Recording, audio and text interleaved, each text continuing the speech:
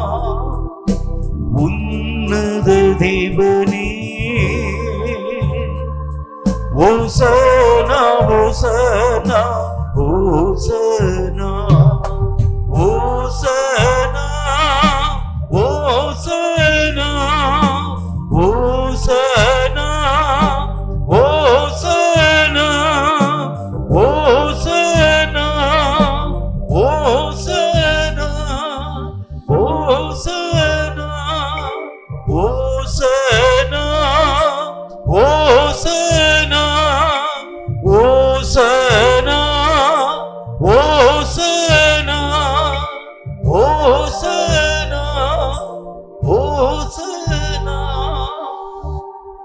இந்த காலை வேளையிலே அசைவாடும் தேவனாக, எங்கள் நடுவிலே உலாவி வரும் தேவனாக, வேதத்திலே நாங்கள் வாசிக்கிறதைப் போல மனுஷர்களின் நடுவிலே அசைவாடும் தேவனாக நீர் எங்கள் நடுவிலே இறங்கி இருக்கிறதற்காக நன்றியோடு உம்முடைய நாமத்தை ஸ்தோத்திரிக்கிறோம் கர்த்தாவே. எங்கள் ஒவ்வொருவரின் மேலும் உம்முடைய கிருபை, உம்முடைய வல்லமையின் தொடுதல், உம்முடைய வல்லமையின் பிரசன்னம் அளவில்லாமல் நிரப்பிக்கொண்டு வருகிறதற்காக நன்றியோடு உம்முடைய நாமத்தை ஸ்தோத்திரிக்கிறோம் கர்த்தாவே. மனுஷனை நீ நினைக்கிறதற்கும் மனுஷனை நீ விசாரிக்கிறதற்கும் மண்ணிலே அவன் எம்மாத்திரம் ஆண்டவரே, என்றாலும் எங்கள் நடுவிலே உம்முடைய வாசஸ்தலத்தை உருவாக்கி எங்களுக்குள் வாசம் பண்ண கர்த்தர் நீர் சித்தம் வைத்தீரே, அதற்காக உம்முடைய நாமத்தை நன்றியோடு நாங்கள் துதித்து ஸ்தோத்திரித்து நாங்கள் மகிமைப்படுத்துகிறோம். உம் கிருபைக்காக நன்றி, உம் இரக்கங்களுக்காக நன்றி, உம்முடைய வல்லமைகளுக்காக நன்றி, உம்முடைய ஆசீர்வாதங்களுக்காக நன்றி. நன்றி நன்றி நன்றி. கிருபையும் நன்மையும் ஆசீர்வாதமும் வல்லமையும் எங்கள் நடுவில் பூரணமாய் விளங்கும்படியாக எங்களை கர்த்தராகிய தேவன் நினைவு கூறும் ஒரு தேவனாய் இருக்கிறதற்காக உம்முடைய நாமத்தை நன்றியோடு நாங்கள் ஸ்தோத்திரிக்கிறோம் கர்த்தாவே. இப்பொழுதும் கூட சில ஜெப குறிப்புகளுக்காக கர்த்தரை நோக்கி ஊக்கமான மனதோடு ஒருமனப்பட்டவர்களாய் நாம் இணைந்து ஜெபிக்க வேண்டியது அவசியம். கர்த்தருடைய நாமத்தினாலே ஊழியம் செய்யும் ஒவ்வொரு ஊழியர்களுக்காக, ஒவ்வொரு திருச்சபைக்காக, ஒவ்வொரு விசுவாசிகளுக்காக, ஒவ்வொரு மிஷனரிமார்களுக்காக கர்த்தரை நோக்கி நாம் ஊக்கமான மனதோடு கூட ஒருமனப்பட்டவர்களாய் நாம் ஜெபிக்க வேண்டியது அவசியம்.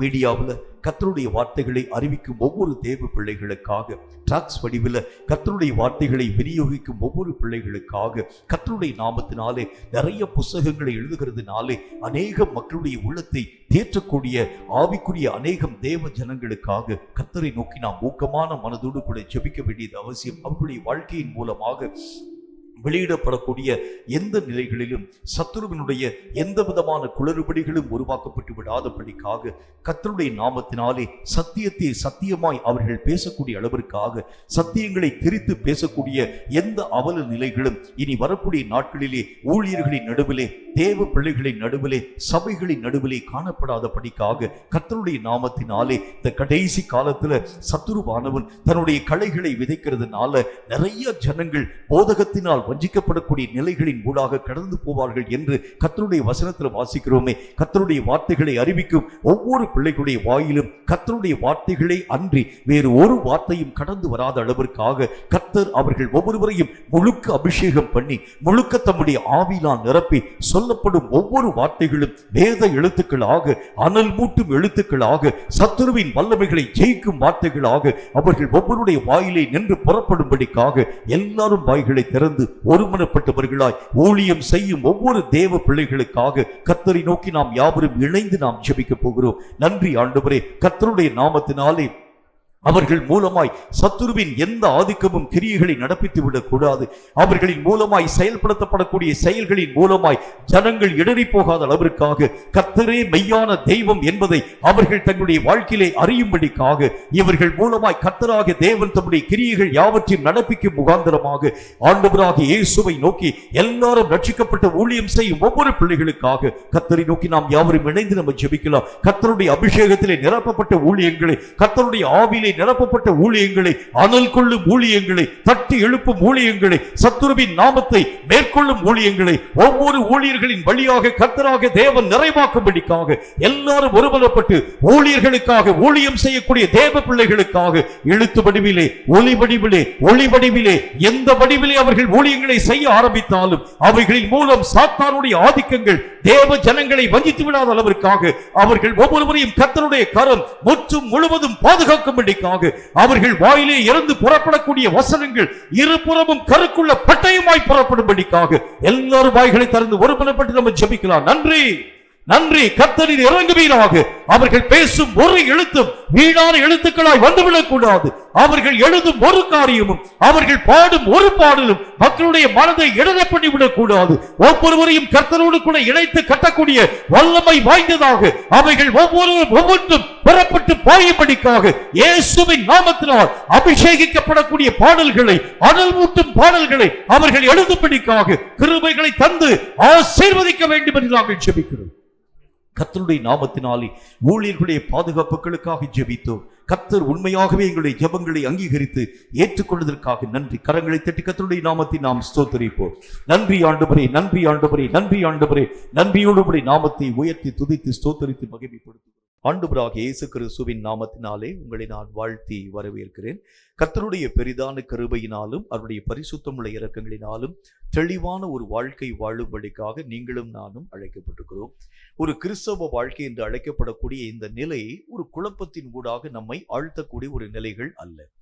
ஒரு உலக ரீதியான மனிதனுடைய வாழ்க்கையிலே பலவிதமான குழப்பங்களும் கலக்கங்களும், நம்ம போகக்கூடிய இந்த மார்க்கம் சரியான மார்க்கம் தானா, நம்ம தேர்ந்தெடுத்திருக்கக்கூடிய இந்த வழி நமக்கு சரியான ஒரு அந்த இறுதி நிலையை கொண்டு போய் நம்முடைய வாழ்க்கையில எட்டக்கூடிய அளவிற்கான காரியங்களை உருவாக்குமா, பல தடுமாற்றங்கள் நம்முடைய வாழ்க்கையிலே உருவாக்கப்பட்டு கொண்டு வருகிறத பார்க்க முடியும். ஆனால் கிறிஸ்தவ மார்க்கம் என்று அழைக்கப்படக்கூடிய நம்முடைய நிலைகளை நாம் எடுத்து பார்க்க ஆரம்பிக்கிறது உண்டானால் தெளிவான நேரான ஒரே ஒரு வழிதான்.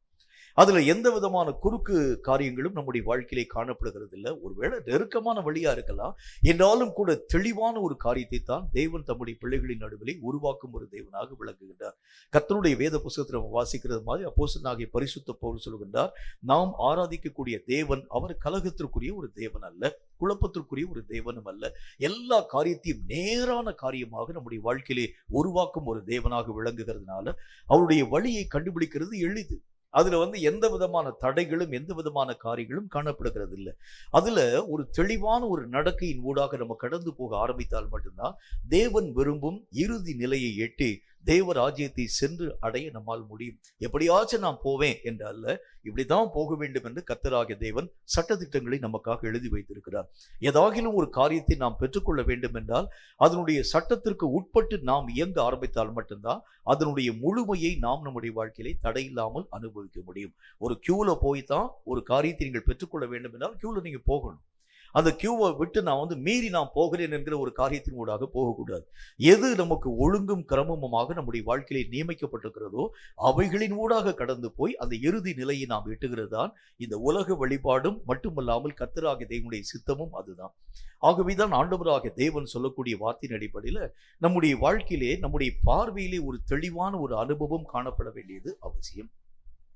அப்போஸ்தலர்களுக்கு முன்பதாக பல நேரங்களை கொஞ்ச நேரத்துக்கு முன்பதாக வாசிக்க கேட்ட அந்த பகுதியை நான் திரும்ப உங்களுக்கு முன்பதாக சொல்ல வேண்டும் என்று ஆசைப்படுகிறேன். அதுல என்ன சொல்றாங்க அப்படின்னு பார்த்தீங்கன்னா, அங்கு அகபு என்கிற ஒரு தீர்க்கதரிசி வருகின்றார். அந்த பவுலினுடைய கச்சையை எடுத்துக்கொண்டு தன்னுடைய கைகளையும் கால்களையும் கட்டிக்கொண்டு அவன் சொல்லுகின்றான், இந்த கச்சையை உடைய அந்த மனிதன் இவ்விதமாய் எருசலேமிலே கட்டப்படுவான் என்கிறதை பற்றி பேசுகின்றான். அங்கு இருக்கக்கூடிய அநேக விதமான தேவனுடைய ஜனங்களும் ஆண்டவராகிய தேவனுடைய நாமத்தினால் ஆவிலே ஏவப்பட்டவர்களாய் அவர்கள் சொல்றாங்க, எருசலேமுக்கு நீங்கள் போக வேண்டாம், எருசலேமிலே பாடுகள் அநேக விதமான குழப்பங்கள் உங்களுடைய வாழ்க்கைக்கு விரோதமாய் உருவாக்கப்படக்கூடியதாக நாங்கள் ஆவியிலே கலக்கம் கொள்ளுகின்றோம், குழப்பம் அடைய ஆரம்பிக்கிறோம். ஆகவே தயவு செய்து நீங்கள் எருசலேமுக்கு போக வேண்டாம். பவுல் என்கின்ற அந்த மனிதன் தன்னுடைய ஓட்டத்திலே தீர்க்கமான ஒரு முடிவை எடுக்க ஆரம்பிக்கின்றான்.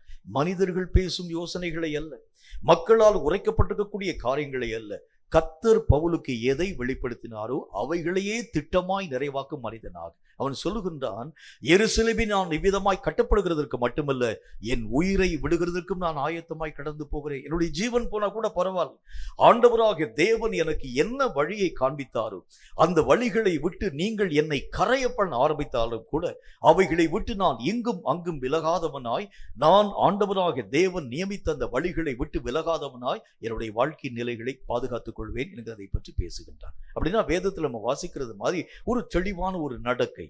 இந்த பவுலினுடைய வாழ்க்கையிலே காணப்பட்டிருக்கக்கூடிய நடக்கைக்கு அநேக விதமான தெளிவில்லாத காரியங்கள் அவருக்கு முன்பதாக அறிவிக்கப்பட்ட பொழுதிலும் கூட நீங்க எருசலேமுக்கு போக வேண்டாம்னு சொல்லி சில ஜனங்கள் சொன்னாங்க. சில பேர் தீர்க்கதரிசனத்தின் வழியாக பேசுறாங்க.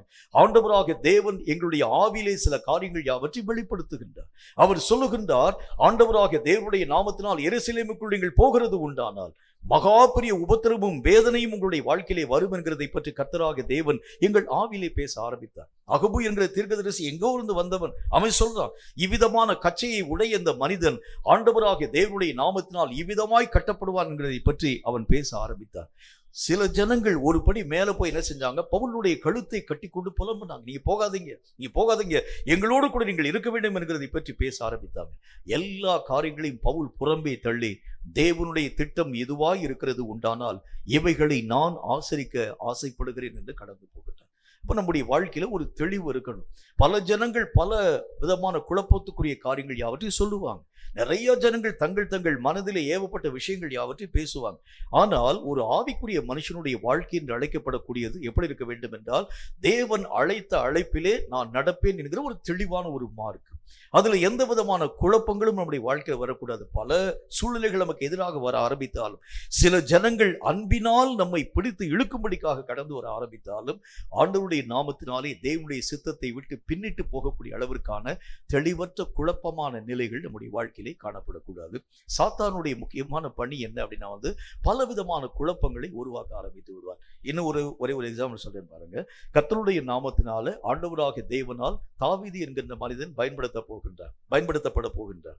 கோலியாத்தை எதிர்க்கும்படிக்காக இஸ்ரவேல் நாட்டிலே கர்த்தராகிய தேவனால் தேர்ந்தெடுக்கப்பட்டிருக்கக்கூடிய பாத்திரமாகி தாவீது போகக்கூடிய நேரத்துல அபிஷேகம் பண்ணப்பட்டவனாய் காணப்படக்கூடிய சவுல் அரசன் தாவீதை பார்த்து ஒரு வார்த்தை சொல்லுகின்றான், இந்த காரியம் முன்னால் ஆகாது தாவீதே, ஏனென்றால் நீ சிறு வயது உள்ள ஒரு மனிதனாக இருக்கின்றாய், அவனோ சிறு வயது முதல் கொண்டு யுத்த வீரனாய் காணப்படுகிறான். சொல்லுகிறது யார்? அபிஷேகம் பண்ணப்பட்ட அந்த சவுல் ராஜா பேசுகின்றார். அபிஷேகம் பண்ணப்பட்டிருக்கக்கூடிய, ரட்சிக்கப்பட்டிருக்கக்கூடிய, ஆவியிலே நிரப்பப்பட்டிருக்கக்கூடிய ஒரு மனிதனுடைய வார்த்தைகளை மீறுகிறது எப்படி? சவுலுடைய வார்த்தைகளுக்கு மீறி நடக்கும்படிக்காக தாவீது தன்னுடைய ஓட்டத்திலே தெளிவு கொள்ள ஆரம்பித்தார். ஒருவேளை சவுலுடைய வார்த்தைகளின் படி அடங்கி இருந்திருக்கிறது உண்டானால் அவ்வளோ பெரிய ரட்சிப்பை இஸ்ரவேலுக்கு தாவீதின் மூலமாய் தந்திருக்க முடியாது. அப்ப நம்முடைய வாழ்க்கையில கூட பல தடைகள் ரட்சிக்கப்பட்டிருக்கக்கூடிய மக்கள் மூலமாக கூட வரலாம். ரொம்ப ஜாக்கிரதையாக ஒரு தெளிவான ஒரு பார்வை நம்முடைய வாழ்க்கையிலே காணப்பட ஆரம்பித்தால் மட்டும்தான் நம்முடைய ஓட்டத்தினுடைய நிலைகளை நிறுத்தாமல் ஓடி முடிக்க நம்மால் முடியும். பல தடைகள், குடும்ப தடைகள் வரலாம், நம்முடைய சொந்த நினைவுகளை பற்றிதான தடை வரலாம், சூழ்நிலைகளில் தடைகள் வர ஆரம்பிக்கலாம், பணத்திற்குரிய காரியங்களில் தடைகள் வர ஆரம்பிக்கலாம், நம்ம கூட நெருங்கின நண்பர்களாய் காணப்படக்கூடிய மக்களின் மூலமாய் தடை வரலாம், ஏன் நம்மை நடத்தக்கூடிய சபை போதகர் மூலமாக கூட தடை வரலாம். எந்த காரியமாய் காணப்பட ஆரம்பித்தாலும் எனக்கு ஒரு தெளிவு இருக்கணும். நான் அழைத்த தேவனாகிய கர்த்தர் என்னை நடத்தக்கூடிய உண்மை உள்ளவராய் இருக்கிறார். அவர் என்னை எந்த மார்க்கத்திலே அழைத்து கொண்டு போகும்படிக்காய் சித்தம் கொள்ள ஆரம்பித்தாலும் நான் அவைகளை குறித்து அச்சப்பட போகாமல் கர்த்தருடைய நாமத்தினாலே அவைகளை முழுவதுமாய் ஏற்றுக்கொள்ள பழகுகிறேன் என்று சொல்லக்கூடிய ஒரு உண்மையான மன விருப்பம் நம்முடைய வாழ்க்கையிலே காணப்பட ஆரம்பித்தால் மட்டும்தான் இந்த ஓட்டத்திலே சரியாகி ஓடி முடிக்க நம்மால் முடியும். பல ஜனங்கள் பக்க வழிகளிலே கடந்து போனதற்கு என்ன காரணம் என்றால் தெளிவற்ற ஒரு வாழ்க்கை வாழ ஆரம்பிச்சாங்க. சில மக்கள் தங்களுடைய அழைப்பை குறித்து உதாசீனம் படுத்தினாங்க. சில மக்கள் தங்களுடைய அழைப்பினுடைய மேன்மையை அவங்க முக்கியத்துவமாக நோக்கி கூட பார்க்கல. உலக ரீதியான காரியங்களுக்கு கொடுக்கக்கூடிய முக்கியத்துவத்தை கூட தன்னுடைய அழைப்புக்கு அந்த மக்கள் செலுத்தாமல் போக ஆரம்பிச்சதுனால சிம்சோனுடைய வாழ்க்கையில உலகத்திலே காணப்படக்கூடிய ஸ்திரீயின் மேல் வைத்திருக்கக்கூடிய சிநேகத்தை இந்த ஆண்டவராகிய தேவனுடைய அழைப்பை காட்டிலும் மேன்மையாக நினைவு கூற ஆரம்பிச்சார். அதுதான் அவருடைய வீழ்ச்சிக்கு காரணம். நிறைய பேருடைய வாழ்க்கையிலே விழுந்து போனதற்கு என்ன காரணம் என்றால் உலக பிரகாரமான காரியங்களை கர்த்தராகிய தேவனை காட்டிலும் அதிகமாய் மேன்மைப்படுத்த ஆரம்பிச்சார். தெளிவற்ற ஒரு வாழ்க்கை. இப்ப கர்த்தர் நம்முடைய வாழ்க்கையில எதை நம்முடைய வாழ்க்கையிலே மெய்யாகவே வலியுறுத்துகிறான்னு சொன்னா, ஒவ்வொரு காரியத்தையும் உன்னை அழைத்த கர்த்தராகிய தேவனுடைய காரியங்களை தெளிந்து அறிந்து அவைகளை நடக்க நீ பிரயாசப்பட வேண்டும். அந்த காரியத்தில் நம்ம கடந்து போக ஆரம்பித்தால் மட்டும்தான் ஆண்டவராகிய தேவனுடைய விருப்பமான காரியங்கள், இங்கே சபைக்கு வர்றதுனால கர்த்தருடைய ராஜ்யத்துக்குள்ள போக முடியாது. கர்த்தருடைய நாமத்தினால காணிக்கை போடுறதெல்லாம், அதை போடக்கூடிய அந்த காரியத்தில எல்லாம் கர்த்தராகிய தேவனுடைய ராஜ்யத்துக்குள்ள போக முடியாது.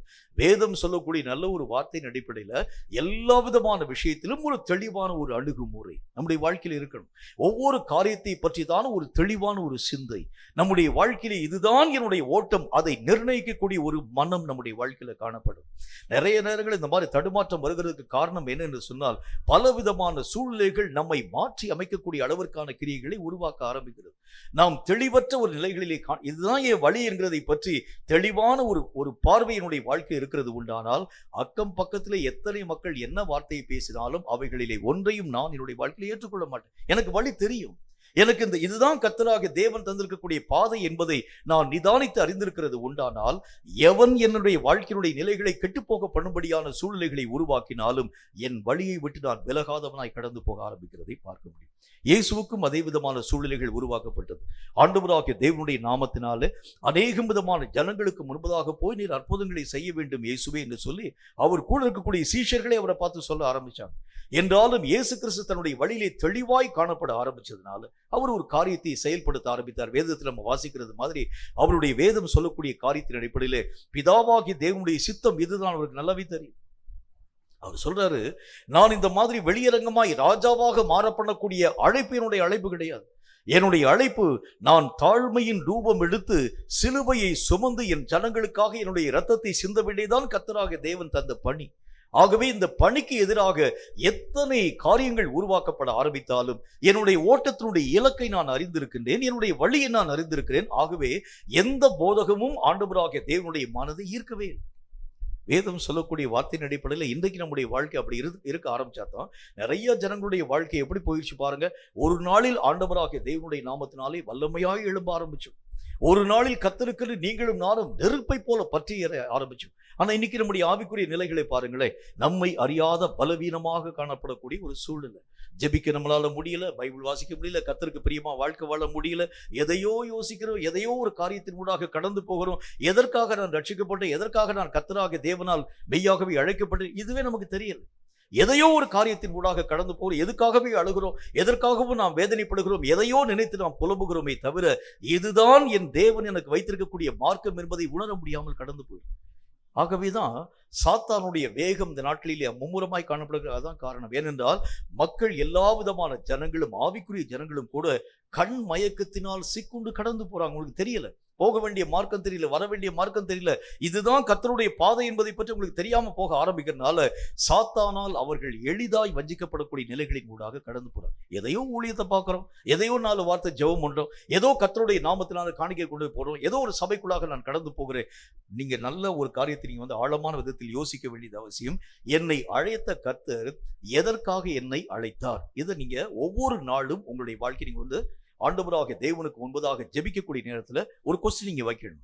கர்த்தரை நோக்கி நீங்க கேளுங்க, ஆண்டவரே நீங்க என்னை கூப்பிட்டதுக்கு என்ன காரணம்? நான் என்ன காரியத்தை செய்யும்படிக்காக அழைக்கப்பட்டிருக்கிறேன்? எனக்கு ஒரு தெளிவு வேணும். என்னுடைய ஆவிக்குரிய காரியங்கள்ல ஒரு நிச்சயம் எனக்கு வேணும். வசனத்துல போட்டுக்கு, நிச்சயம் இல்லாதவனாக நான் ஓடவே மாட்டேன். எனக்கு ஒரு நிச்சயம் வேணும். என்ன காரியத்திற்காக தேவன் என்னை அழைத்திருக்கிறார்? தெரியாம நான் ஏதோ ஒரு காரியத்தின் ஊடாக கடந்து போகிறது உண்டானால் கர்த்தராகிய தேவனை சந்திக்கக்கூடிய அந்த நாள்ல தேவனை பார்த்து நான் ஒரு வார்த்தை கேட்கிறேன் வைத்துக் கொள்ளுங்கள். கர்த்தாவே, உங்கள் நாமத்தில் ஊழியம் பார்த்தேன், உன்னை யாருன்னு எனக்கு தெரியாதப்பா, என்னுடைய சிந்தனைக்குள்ளே நீ இல்லையே, என்னுடைய வழியிலே நீ இல்லையே, உன்னுடைய காரியங்கள் கூட, உன்னுடைய பேர் கூட எனக்கு என்னன்னு தெரியாதுன்னு சொல்லி கர்த்தர் அந்த நாளிலே நம்மை பார்த்து சொல்லுகிறது உண்டானால் எவ்வளவு பயங்கரமான ஒரு நாளா இருக்குன்னு யோசிப்பார். அப்ப இப்பவே நம்ம செய்ய வேண்டிய முக்கியமான காரியம் என்ன அப்படின்னா, உங்களை நீங்கள் உய்த்து ஆராய்ந்து பார்க்கிறது மட்டுமல்ல, உங்கள் வழி, உங்களை அழைத்த தேவனுடைய சித்தம் என் மேல என்ன சித்தத்தை கர்த்தர் வச்சிருக்கான்னு கேளுங்க. ஆண்டவரே என்று சொல்லுங்க, நான் என்ன மாதிரியான ஊழியத்தின் ஊடாக போகணும், என்ன ஓட்டத்துல போகணும், எதற்காக இந்த அபிஷேகம் என் மேல் கொடுக்கப்பட்டது, நான் பெற்ற இந்த அபிஷேகத்திற்கு என்ன நோக்கம் உண்டு, இவைகளை நான் தெளிவாய் தெரிந்து கொள்ள ஆரம்பித்தால் மட்டும்தான் தேவனுடைய விருப்பத்தின்படி இயங்க உங்களாலும் என்னாலும் ஆகும் என்று கர்த்தர் தம்முடைய வசனத்தின் மூலம் சொல்ல ஆரம்பிக்கின்றார். பல ஜனங்கள் பலவிதமாய் கடந்து போக ஆரம்பிக்கிறாங்க. இவங்களுக்கெல்லாம் என்ன பெயரை கர்த்தருடைய வேதம் சுட்டி காண்பிக்கிறது என்றால், அவர்களுக்கெல்லாம் ஆண்டவராக தேவன் ஒரு பெயரை வைத்திருக்கிறார். மார்க்கம் தப்பி அலையக்கூடிய நட்சத்திரங்கள்னு வச்சிருக்கிறார். அவங்களுக்கு வழியே தெரியாது, மார்க்கம் தப்பி அலையுது, அது ஏதோ ஒரு வழியில போகுது, அவ்வளவுதான். இவங்க எல்லாமே நட்சத்திரம் தான். கர்த்தராகிய தேவனுடைய நாமத்தினால் நட்சத்திரங்களை போல மின்னக்கூடியவர்கள், ஆனா வழி தெரியாம தடுமாறி போறாங்க. வேதம் சொல்லக்கூடிய வார்த்தையினுடைய அடிப்படையில எந்த காரியமாய் காணப்பட ஆரம்பித்தால் நீங்க கேட்டீங்கனாலே ஆண்டவராக தேவனுடைய வசனம் சொல்லக்கூடிய வார்த்தையின் அடிப்படையில வழி இதுவே, இதிலே நடவுங்கள் என்கிற சத்தத்தை நீங்க கேட்பீங்க. கட்டாயம் சொல்லுவார் கர்த்தராகிய தேவன் வழிகளை மறைக்கக்கூடிய ஒரு கடவுள் அல்ல. இந்த காரியத்தெல்லாம் உனக்கு நான் சொல்ல மாட்டேன்ப்பா, பெரிய பெரிய தீர்க்கதரிசி தான் நான் பேசுவேன், உனக்கெல்லாம் சொல்ல மாட்டேன்னு சொல்லி கர்த்தர் சொல்ல மாட்டார். நீங்கள் கர்த்தரை நோக்கி கேட்கிறது உண்டானால் வழி இதுவே, இதிலே நடவுங்கள் என்கிற சத்தத்தை நீங்க கட்டாயம் கேட்பீங்க. அப்ப எனக்குன்னு குறிக்கப்பட்டிருக்கக்கூடிய மார்க்கத்தை பற்றிதான ஒரு தெளிவு என்னுடைய வாழ்க்கையில் இருக்கணும். இதுதான் என்னுடைய ஓட்டம், இதுதான் என்னுடைய வாழ்க்கை, இதைத்தான் ஆண்டவராகிய தேவன் என்னுடைய வாழ்க்கையிலே விருப்பப்படுகின்றார். நான் எப்படி ஓடணும், எப்படி நான் பிரயாசப்படணும், நான் எப்படி ஜெபிக்கணும், என்ன காரியத்தினுடைய அடிப்படையில் நான் இயக்கத்தின் ஊடாக கடந்து போக வேண்டும், ஊழியத்திற்கு நான் எப்படிப்பட்ட ஒரு இயக்கத்தின் ஊடாக போகணும், என்னுடைய தனிப்பட்ட வாழ்க்கையில் என்னுடைய இயக்கம் எப்படி இருக்கு, இப்படி ஒவ்வொரு காரியத்தையும் தெளிவாய் நீங்கள் ஆராய்ந்து பார்க்க ஆரம்பித்தால் மட்டும்தான் கலக்கமே இல்லாமல் சரியான இலக்கை அடைய உங்களாலும் என்னாலும் ஆகும் என்று கர்த்தர் நமக்கு திட்டமும் தீர்க்கமாய் சுட்டி காண்பிக்கிறார். அப்போ ஒரு தெளிவு நம்முடைய வாழ்க்கையில வரணும். இன்றைக்கு நம்ம பார்த்து கொண்டு வருகின்றோம், கொஞ்ச நாளாக பார்வையில ஒரு தெளிவான ஒரு பார்வை நம்முடைய வாழ்க்கையிலே காணப்பட வேண்டும். எல்லா விதமான காரியங்களையும் நுணுக அல்லது ஆழமாக ஆராய்ந்து பார்க்கக்கூடிய ஒரு தெளிவான ஒரு பார்வை நம்முடைய வாழ்க்கையிலே காணப்பட ஆரம்பித்தால்தான் நம்மை சுற்றிலும் நடக்கக்கூடிய எல்லா நிலைகளையும் ஆழமான விதத்தில் கற்று உணர நம்மால் முடியும். நம்மளை சுற்றி நிறைய விதமான காரியங்கள், உங்களுடைய கண்ணுக்கு புலனாகாத பல விதமான நிலைகள் நம்முடைய வாழ்க்கையிலே நம்மை சுற்றிலும் இயங்கிக் கொண்டே இருக்கிறதை நாம் பார்க்க வேண்டியது அவசியம். கொஞ்ச நாளைக்கு முன்பதாக கோவிட் வைரஸ் நோய் என்கின்ற ஒரு நோயினுடைய தாக்குதல்கள் தேச அரங்கிலே உருவாக்கப்பட்ட அந்த காலங்கள், மக்களுடைய கண்களுக்கு அந்த நோயினுடைய அந்த விஷக்கிருமிகள் தெரியல என்றாலும் கூட அது ஒவ்வொரு மனுஷனுடைய ஜீவனை வாங்கி போடக்கூடிய அளவிற்காக ஏதாகிலும் ஒரு மார்க்கத்தின் ஊடாக யாராகிலும் ஒரு மனிதன் தொட்டு போயிருக்கக்கூடிய அந்த இடத்தை நீங்க டச் பண்ணா கூட அங்கிருந்தும் அந்த கிருமிகள் பரவக்கூடிய அளவிற்காக ஜனங்கள் எல்லாரும் மெய்யாகவே தடுமாற்றம் அடைஞ்சு போனாங்க. ஒருவேளை நாம் அந்த கிருமிகளை பார்க்கிறது உண்டானால் கிருமிகளை கொள்ளக்கூடிய அளவிற்காக அந்த கிருமிகளின் மேல் அநேக விதமான நச்சுத்தன்மை வாய்ந்த காரியங்களை நம்ம தெளிச்சிடலாம். ஆனால் இது கண்ணுக்கு புலனாகாத ஒரு காரியமா இருக்கிறதுனால எங்கே நாம் அவைகளை பயன்படுத்த முடியும், தடுமாறி போக ஆரம்பிச்சாங்க. எல்லா இடங்களிலும் வீதிகள் எல்லாவற்றிலும் அந்த மருந்துகள் யாவற்றையும் தெளிக்க ஆரம்பிச்சாங்க. மக்கள் கைப்பிடிக்கக்கூடிய இடங்கள் எல்லாவற்றிலும், உட்காரக்கூடிய இடத்துல, ஏன்னா அந்த ஒரு காரியத்தை பற்றி தெளிவான ஒரு பார்வை உங்களுடைய வாழ்க்கையில் இல்லாமல் போகிறதுனால எங்கெங்கெல்லாம் அந்த காரியங்கள் யாவற்றையும் தெளிக்க முடியும் எல்லாத்தையும் தெளிக்க ஆரம்பிச்சாங்க. ஆனால் இப்பொழுது கர்த்தர் நம்மை பார்த்து சொல்லுகின்றார், தெளிவில்லாம நீ பார்க்கக்கூடிய மனுஷனாய் அல்ல, சாத்தான் வரக்கூடிய வழி இதுதான் என்பதை தெளிந்து அறிந்து கொள். நீ வஞ்சிக்கப்படக்கூடிய வழி இதுதான் என்பதை தெளிவாக நீ பார்க்க வேண்டும். உன்னுடைய ஆவிக்குரிய காரியம் இடருண்டு போகிறதுக்கு இதுதான் மார்க்கம். இந்த மார்க்கத்துல தான் சாத்தான் அநேக விதமான தந்திரங்களை வைக்கிறார். ஒரு தெளிவு நம்முடைய வாழ்க்கையிலே வருகிறது உண்டானால் எளிதாக அவனுடைய காரியங்களை ஜெயிக்க நம்மளால முடியும். ஆகவேதான் வேதம் சொல்லக்கூடிய வார்த்தையின் அடிப்படையில் கர்த்தருடைய நாமத்தினால எல்லா ஜனங்களும் ஊழியத்தின் ஊடாக கடந்து போகக்கூடிய நேரத்தில் தங்கள் ஓட்டத்தையும் அழைப்பையும் பற்றி தெளிவற்ற எந்த காரியத்தின் ஊடாக அவங்க கடந்து போகாம தெளிந்த ஒரு வாழ்க்கையின் ஊடாக கடந்து போக ஆரம்பிக்கிறத பார்க்க முடியும். 2 விஷயத்தை உங்களுக்கு நான் சொல்லிட்டு வரேன் பாருங்க. ஒன்று, ஆண்டவருடைய நாமத்தினாலே பவுல் அப்போஸ்தலன் கொஞ்ச நேரத்துக்கு முன்னால வாசிச்ச அந்த வேத பகுதியின் அடிப்படையில் அங்கு காணப்படக்கூடிய மக்களுக்கு பவுல் அப்போஸ்தலன் சம்மதிக்காமல் எருசலேமில் நான் கட்டப்படுவதற்கும் பாடுகள் படுகிறதற்கும் நான் என்னை ஒப்புக் கொடுக்கிறேன் என்று கர்த்தருடைய நாமத்தினாலே ஒப்புக் கொடுத்து கடந்து போயிட்டார். எருசலேமுக்குள்ள போயிட்டார். இப்ப நடந்த காரியத்தை நாம் பார்க்கிறோம். அங்கு காணப்படக்கூடிய சில ஜனங்கள் அவருக்கு ஆலோசனை சொல்றாங்க. என்ன யோசனை சொல்றாங்க? அவரை பார்த்து சொல்றாங்க, இங்கு காணப்படக்கூடிய எல்லா யூத ஜனங்களும் உம்மேல் ரொம்ப கோபதாபமாய் காணப்படுறாங்க. நீங்க இங்கே வருகிறது உண்டானால் உம்மை கொலை செய்யாமல் விடக்கூடாது என்று சொல்லி அவர்கள் தங்களுடைய மனதிற்குள் உறுதியை எடுத்துக்கொள்ள ஆரம்பிக்கிறதுனால நீங்க ரொம்ப ஜாக்கிரதையான ஒரு காரியத்தின் ஊடாக கடந்து போக வேண்டும். என்ன செய்ய வேண்டும் என்கிறதை பற்றி நாங்கள் உங்களுக்கு சொல்லித் தருகிறோம் என்று சொன்னாங்க. யூதருடைய முறைமையின் படியே நீங்கள் உம்முடைய எல்லா விதமான, அதாவது இந்த யூதர்களுடைய ஒரு 4 நபர்களை நீங்கள் ஒன்றாக இணைத்துக் கொண்டு கர்த்தருடைய ஆலயத்தின் ஊடாக கடந்து போக வேண்டும். அவர்கள் தங்களை சுத்திகரிக்கக்கூடிய முகாந்தரத்தை போலவே நீரும் உம்முடைய தலையை சவரம் பண்ணிக்கொண்டு கர்த்தருடைய அந்த ஆலயத்திற்குள்ளாக கடந்து போகிறது உண்டானால் ஜனங்கள் ஒருவேளை உம்மை விட்டு விடுவார்கள் சொன்னார். அந்த யோசனையை பவுல் கேட்கல, இந்த யோசனையை கேட்டுட்டார். அந்த வசனத்தை நீங்க கொஞ்சம் ஆழமா வாசிப்பார், வீடு போய் வாசிப்பாருங்க. அந்த யோசனை அங்கு காணப்பட்டிருக்கக்கூடிய மக்கள் கழுத்தை கட்டி கொண்டு புலம்பக்கூடிய அந்த யோசனையை பவுல் கேட்கல. ஆனால் இங்கு இவர்கள் சொல்லக்கூடிய யோசனையை பவுல் கேட்ட பொழுது வசனத்தில் என்ன போட்டிருக்கு? எருசலேமே அமளியாய் காணப்படக்கூடியதாய் விளங்கிற்று. கலக்கங்களும் கொந்தளிப்புகளும் பவுலை கொன்று போட்டு விடுவார்கள் என்று சொல்லக்கூடிய அளவிற்காக இந்த கதவுகள் எல்லாம் அடைக்கப்பட்டு போய் அந்த பவுலை காப்பாற்றுகிறதுக்கு நிறைய பேர் பவுலை போட்டு அடிக்கவும் செஞ்சுட்டாங்க. பயங்கரமாய் அடிபட்டு அநேக விதமான குற்றூராய் மாற்றப்படக்கூடிய சூழ்நிலைகள் உருவாக்கப்படக்கூடிய நிலைகளை நாம் பார்க்கிறோம். எல்லா விஷயத்திலும் ஒரு சின்ன ஒரு தவறு கூட நம்முடைய வாழ்க்கையிலே வருகிறது உண்டானால் தேவனுடைய சித்தத்தினுடைய முழுமையை நாம் நம்முடைய வாழ்க்கையில எட்ட முடியாது. நீ வீட்டில் போய் வாசி பாருங்க, அந்த அதனுடைய அதனுடைய அதாவது அந்த வாசிக்க கேட்ட அந்த பகுதியினுடைய தொடர்ச்சி நீங்க வாசி பார்த்தீங்கன்னா, பவுல் 2வது முறை அவர் அந்த காரியங்களை செய்யும் பொழுது ஜனங்களுடைய யோசனைகளுக்கு உட்படுத்தப்பட்டு ஜனங்களுடைய யோசனைப்படி செயல்படுத்த ஆரம்பித்த பொழுது தேசமே அமளியாய் காணப்படக்கூடிய நிலைகளை பார்க்க முடியும். எப்படி பாருங்க, ஒரு நேரத்தில் நான் நல்ல முறையில் நான் வாழ்க்கை வாழ ஆரம்பிக்கிறேன், மறுமுறை நான் தடுமாறி போயிடுறேன். ரொம்ப ஜாக்கிரதை. அதனாலதான் கர்த்தராகிய தேவன் சொல்லுகின்றார், ஆவிக்குரிய நிலை என்கிறது நீங்களும் நானும் நினைக்கிற மாதிரி சாதாரணமான ஒரு வழியெல்லாம் கிடையாது. சும்மா எளிதா போயிடலாம், சும்மா நம்ம எல்லா விதமான மக்களும் போறோமா அப்படிலாம் கிடையாது. ஆவிக்குரிய வழியிலே ஒவ்வொரு அடிகளையும் ஒவ்வொரு சுவடுகளையும் நீங்கள் ரொம்ப கேர்ஃபுல்லா எடுத்து வைக்க ஆரம்பிச்சாதான் ஏதாகிலும் ஒரு இடரல் நம்முடைய வாழ்க்கையிலே வருகிறது உண்டானால் ஒட்டுமொத்த ஆவிக்குரிய கட்டடங்களை நீங்களும் நானும் இழந்து போயிடும். ஒரே ஒரு விஷயத்தை உங்களுக்கு நான் சொல்றேன் பாருங்க, ஆவிக்குரிய வளர்ச்சியில 7 விதமான படிகளை கர்த்தராகிய தேவன் மெய்யாகவே நம்மோடு கூட பேசியிருக்கிறார். அது உங்களுக்கு தெரிஞ்ச ஒரு விஷயம் தான். 7 படிகளை ஆண்டவராகிய தேவன் சொல்லி வைத்திருக்கிறார். நீங்களும் நானும் கர்த்தருடைய நாமத்தினால ஒவ்வொரு படிகளிலும் நாம் ஏறி 7வது படியாகிய பூரண நிலைகளுக்குள்ளாக அடையும் பொழுது கர்த்தருடைய ராஜ்யத்துக்குள்ள போயிடும். ஆனா இதுல ஒரு முக்கியமான ஒரு காரியம் என்ன, 5வது படியில் நீங்கள் ஏறக்கூடிய நேரத்துல அல்லது 6வது படியில ஏறி இருக்கக்கூடிய நேரத்துல அடுத்த ஒரே ஒரு படிதான். 6வது படியில் ஏறி இருக்கக்கூடிய நேரத்தில் ஒரு சின்ன ஒரு தவறு உருவாக்கப்படுகிறது உண்டானால் மீண்டும் முதல் படியிலிருந்து நீங்கள் ஏறணும். அதுதான் இங்க ஆவிக்குரிய சட்டம். மறுபடியும் அதான் 6ல இருந்து நீங்க அந்த அடுத்த லெவலுக்குள்ள நீங்க போயிருங்கன்னு சொல்லி கர்த்தர் விட மாட்டேன். மீண்டும் 1வது ஸ்தானத்திலிருந்து நீங்கள் எழுப்பி வர வேண்டியது அவசியம். இப்படிதான் நிறைய மக்கள் தங்களுடைய ஆவிக்குரிய மேன்மைகளை இழக்கக்கூடிய மக்களாய் காணப்படுகிறதுனுடைய காரணம் அதுதான். முதல்ல இருந்து தான் மீண்டும் நம்முடைய துவக்கத்தின் ஊடாக நாம் பயணப்பட வேண்டியது அவசியம். அதனாலதான் கர்த்தர் சொல்கின்றார், ஆவிக்குரிய நிலைகளை ரொம்ப கேர்ஃபுல்லாக எல்லா காரியத்தையும் ரொம்ப தீர்க்கமாக ஆராய்ந்து பார்த்து ஒவ்வொரு அடியையும் வைக்கிறதற்கு முன்பதாக இது சரியான மார்க்கமா சரியான போறனா என்கிறதை பற்றி எல்லா பகுதியிலும் ஆராய்ந்து பார்த்து உங்கள் அடிகளை நீங்கள் சரியான விதத்தில் எடுத்து வைக்க ஆரம்பிச்சா மட்டும்தான் தேவனாகிய கர்த்தருடைய திட்டங்களின் ஊடாக பயணிக்க உங்களாலும் என்னாலும் ஆகும். ஆகவேதான் கர்த்தராகிய தேவன் சொல்லக்கூடிய வார்த்தையின் அடிப்படையில் ஒரு பார்வையிலே ஒரு தெளிவை ஆண்டவராகிய தேவன் நம்முடைய வாழ்க்கையிலே விருப்பப்படுகின்றார். தெளிந்த பார்வை என்றால் எதை ஆண்டவராகிய தேவனுடைய வசனம் நமக்கு சொல்கிறது. மத்தேயு எழுதின சுவிசேஷத்துல 6வது அதிகாரம் 22வது வசனம் இந்த வார்த்தையை நமக்கு சொல்கிறது. மத்தேயு 6வது அதிகாரம் 22வது வசனத்தை நான் உங்களுக்காக வாசிக்கிறேன், கவனிங்க. கண்ணானது சரீரத்தின் விளக்காய் இருக்கிறது, உன் கண் தெளிவாய் இருந்தால் உன் சரீரம் முழுவதும் வெளிச்சமாய் இருக்கும்.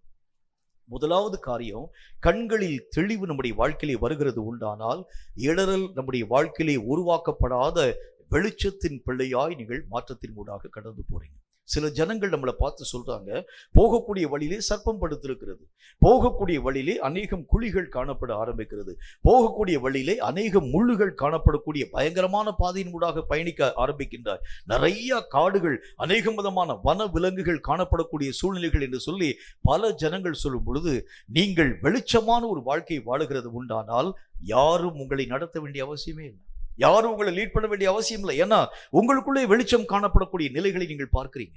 உங்களுடைய வாழ்க்கை முழுவதும் வெளிச்சமாக இருக்க ஆரம்பிக்கிறது உண்டானால் முன்பதாக காணப்படக்கூடிய குழியை பார்க்க முடியும், முன்பதாக வரக்கூடிய வனவிலங்குகளை பார்க்க முடியும், முன்பதாக வரக்கூடிய சேதங்களை பார்க்க முடியும். ஏனென்றால் வெளிச்சமாய் நீங்களும் நானும் கடந்து போக ஆரம்பிக்கிறதுனால எந்த தடுமாற்றமும் நம்முடைய வாழ்க்கையில வராது. இப்போ இருக்கக்கூடிய நம்முடைய வாழ்க்கை நிலைகளை நான் உங்களுக்கு சொல்ல வேண்டியது அவசியம். நமக்குள் வெளிச்சம் இல்லாமல் போக ஆரம்பிக்கிறதுனால எங்கே வெளிச்சம் இருக்கிறது என்று சொல்லி நீங்களும் நானும் தேடி போக ஆரம்பிக்கிறோம். பல ஊழியர்கள் நான் உங்களுக்கு வெளிச்சம் காமிக்கிறேன் அப்படின்னு சொல்லிட்டு உங்களுக்கும் எனக்கும் முன்பதாக பல வார்த்தைகளை சொல்ல ஆரம்பிக்கிறான். உடனே நாம் அவர்களை பின்பற்றி நடந்து போய் அவர்கள் வெளிச்சத்திலே கலிகூற நாம் மனதாய் காணப்பட ஆரம்பிக்கிறோம். நல்லா யோசிக்கங்க, ஒவ்வொரு மனிதனும் தன்னுடைய ஓட்டத்திலே அவன் ஓடும்படிக்காக ஆண்டவராகிய தேவனால் உருவாக்கப்பட்டவன். அவன் உன்னையே எல்லா நாளிலும் பார்த்து கொண்டு எல்லா விதமான நாளிலும் உன்னையே நடத்தக்கூடிய ஒரு மனுஷனா இருக்க மாட்டான்.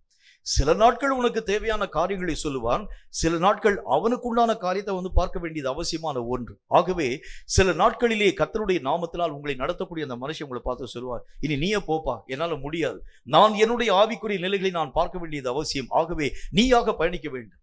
நான் பயணிக்க வேண்டும் என்று சொன்னால் நான் இன்னும் ஒரு வெளிச்சமான ஒரு வாழ்க்கை வாழல, மற்றவனுடைய வெளிச்சத்தில் நான் மெய்யாகவே இளைப்பாறக்கூடியவனாய் காணப்படுகின்றேன். இப்ப என் வாழ்க்கையில வெளிச்சம் இல்லாமல் போக ஆரம்பிக்கும் பொழுது யாராகிலும் ஒரு மனிதன் என்னை நடத்தாமல் போகிறது உண்டானால் என்ன நடக்கும் பாருங்க, நான் மெய்யாகவே தடுமாறி விழுந்துருவேன். எனக்கு போகக்கூடிய மார்க்கம் தெரியும், எனக்குள்ள வெளிச்சம் இல்லை. வேறு எங்காகிலும் வெளிச்சம் இருக்கிறதா என்பதை பற்றி நான் தேடி போகக்கூடிய நேரத்தில் ஏதாகிலும் ஒரு மனிதன் தவறான வெளிச்சத்தை காண்பிக்கிறான் என்று வைத்துக் கொள்ளுங்கள், நான் வழி தடுமாறி கடந்து போயிடுவேன். அப்ப கர்த்தர் என்ன விதமான வார்த்தையை சொல்லுகின்றார்? நீ மற்றவனுடைய வெளிச்சத்தை நம்பி அல்ல, உன்னிலே நீ வெளிச்சம் உள்ளவனாய் உருமாறும்படிக்காக உன் நிலைகளை நீ மாறப்பட வேண்டியது அவசியம். எனக்குள் வெளிச்சம் உருவாக்கப்படணும். நான் மற்றவனுடைய வெளிச்சத்தில் நான் குளிர் காயக்கூடாது. மற்றவன் பேசக்கூடிய தீர்க்க தரிசனத்தில், மற்றவன் சொல்லக்கூடிய அநேகம் தரிசனங்கள், சொப்பனங்கள், ஆவிக்குரிய அனுபவங்களிலே நான் மெய்யாகவே இளைப்பாறக்கூடாது. எனக்கும் அந்த அனுபவம் வரணும்.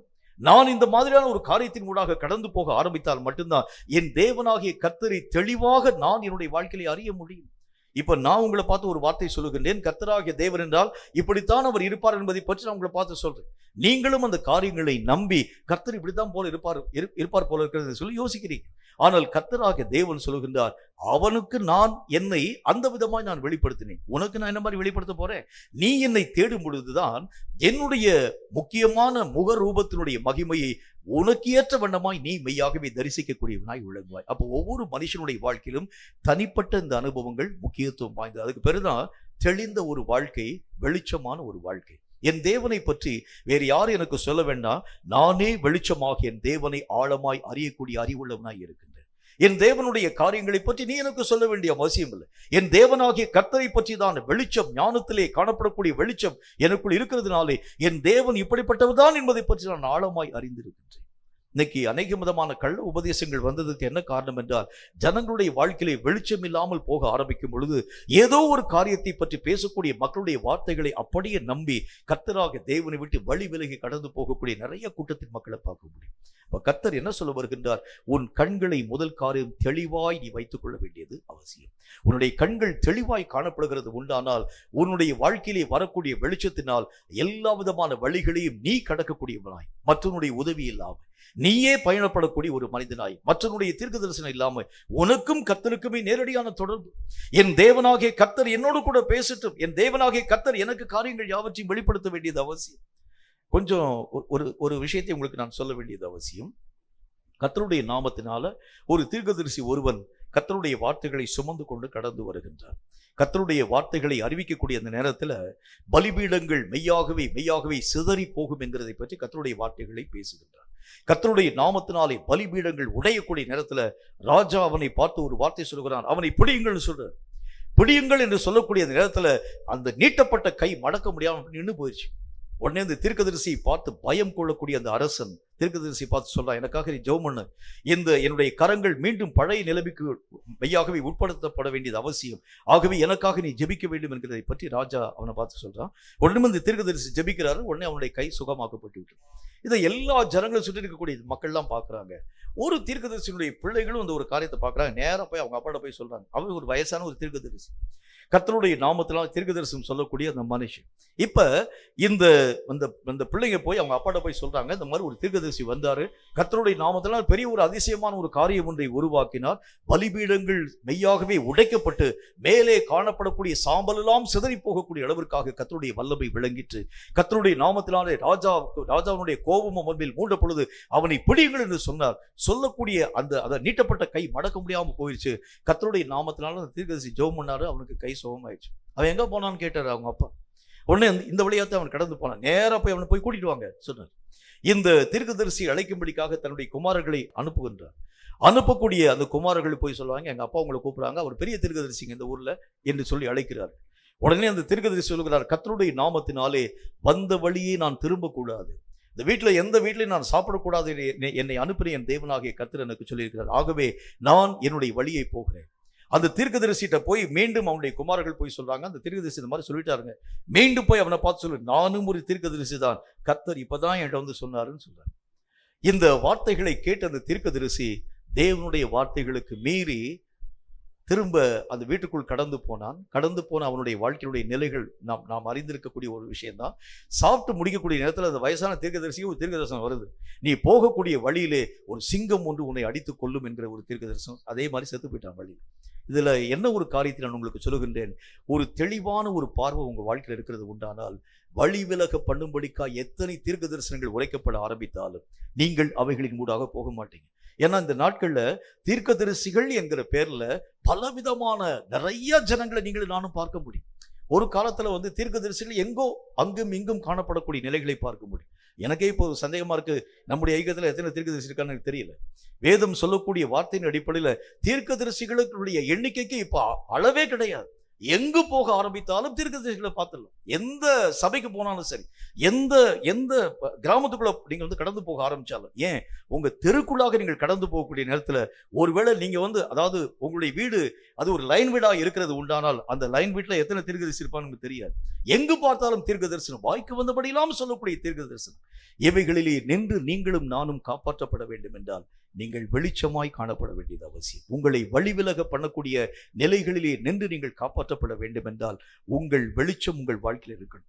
இது கர்த்தராகிய தேவனால் உரைக்கப்பட்ட வார்த்தை அல்ல. இது ஆண்டவராகிய தேவனுடைய நாமத்தினாலே கர்த்தருடைய நாமத்தை பயன்படுத்தி பொய்யாய் சொல்லக்கூடிய வார்த்தை. அறிய முடியல அந்த தீர்க்கதரிசிக்கு.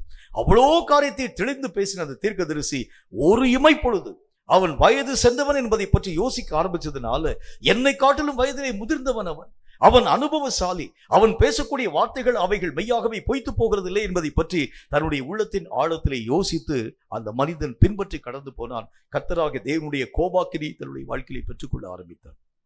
நடந்த ஒரு சம்பவத்தை உங்களுக்கு நான் சொல்ல வேண்டியது அவசியம். ரட்சிக்கப்பட்ட ஆரம்ப நாட்கள்ல ஒரு திருச்சபையில், ஒரு ஆவிக்குரிய திருச்சபையில் நாங்கள் பங்கு பெற ஆரம்பித்தோம்.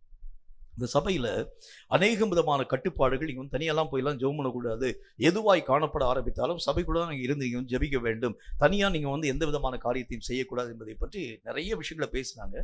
என்றாலும் கர்த்தருடைய ஆவியானவர் என்னுடைய சகோதரனோடு கூட இடைப்பட்டு ஆண்டவருடைய நாமத்தினால் நாங்கெல்லாம் போய் தனித்தனியா போய் உட்கார்ந்து ஜெபிக்க ஆரம்பிச்சோம்.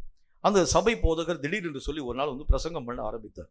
நீங்க தனியா போய் நீங்க ஜெபிக்கிறது உண்டானால் கர்த்தராகிய தேவனுடைய நாமத்தினாலே உங்களுக்கு விரோதமாய் தவளையின் ஆவிகள், தேளின் ஆவிகள், பாம்பின் ஆவிகள், முட்டையின் ஆவிகள் எல்லாம் வந்துவிடும் என்பதை பற்றி சொன்னார்.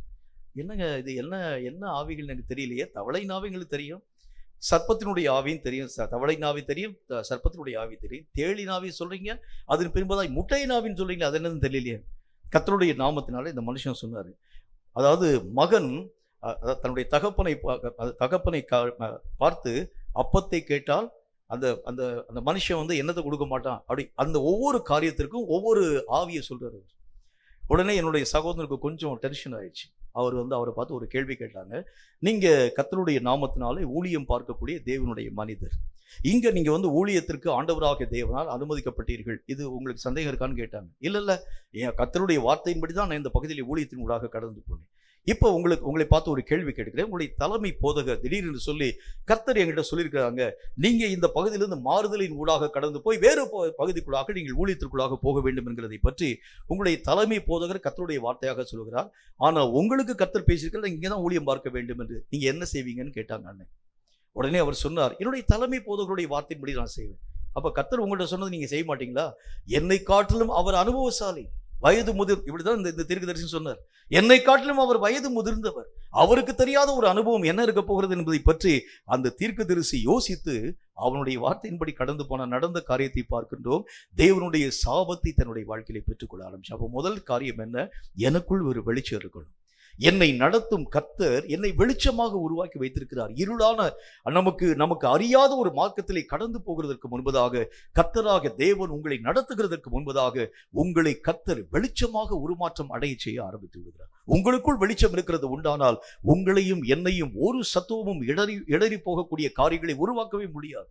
எத்தனை சூழ்நிலைகள் வரட்டும், எத்தனை ஜனங்கள் நமக்கு முன்பதாக ஆலோசனைகளை சொல்லட்டும், உங்களுக்குள் ஒரு தெளிவான ஒரு வெளிச்சம் காணப்படுகிறது உண்டானால் உங்களை கலங்கப்படுகிறவரும் இடரப்படுகிறவரும் ஒருவருமாக இருக்கவே முடியாது.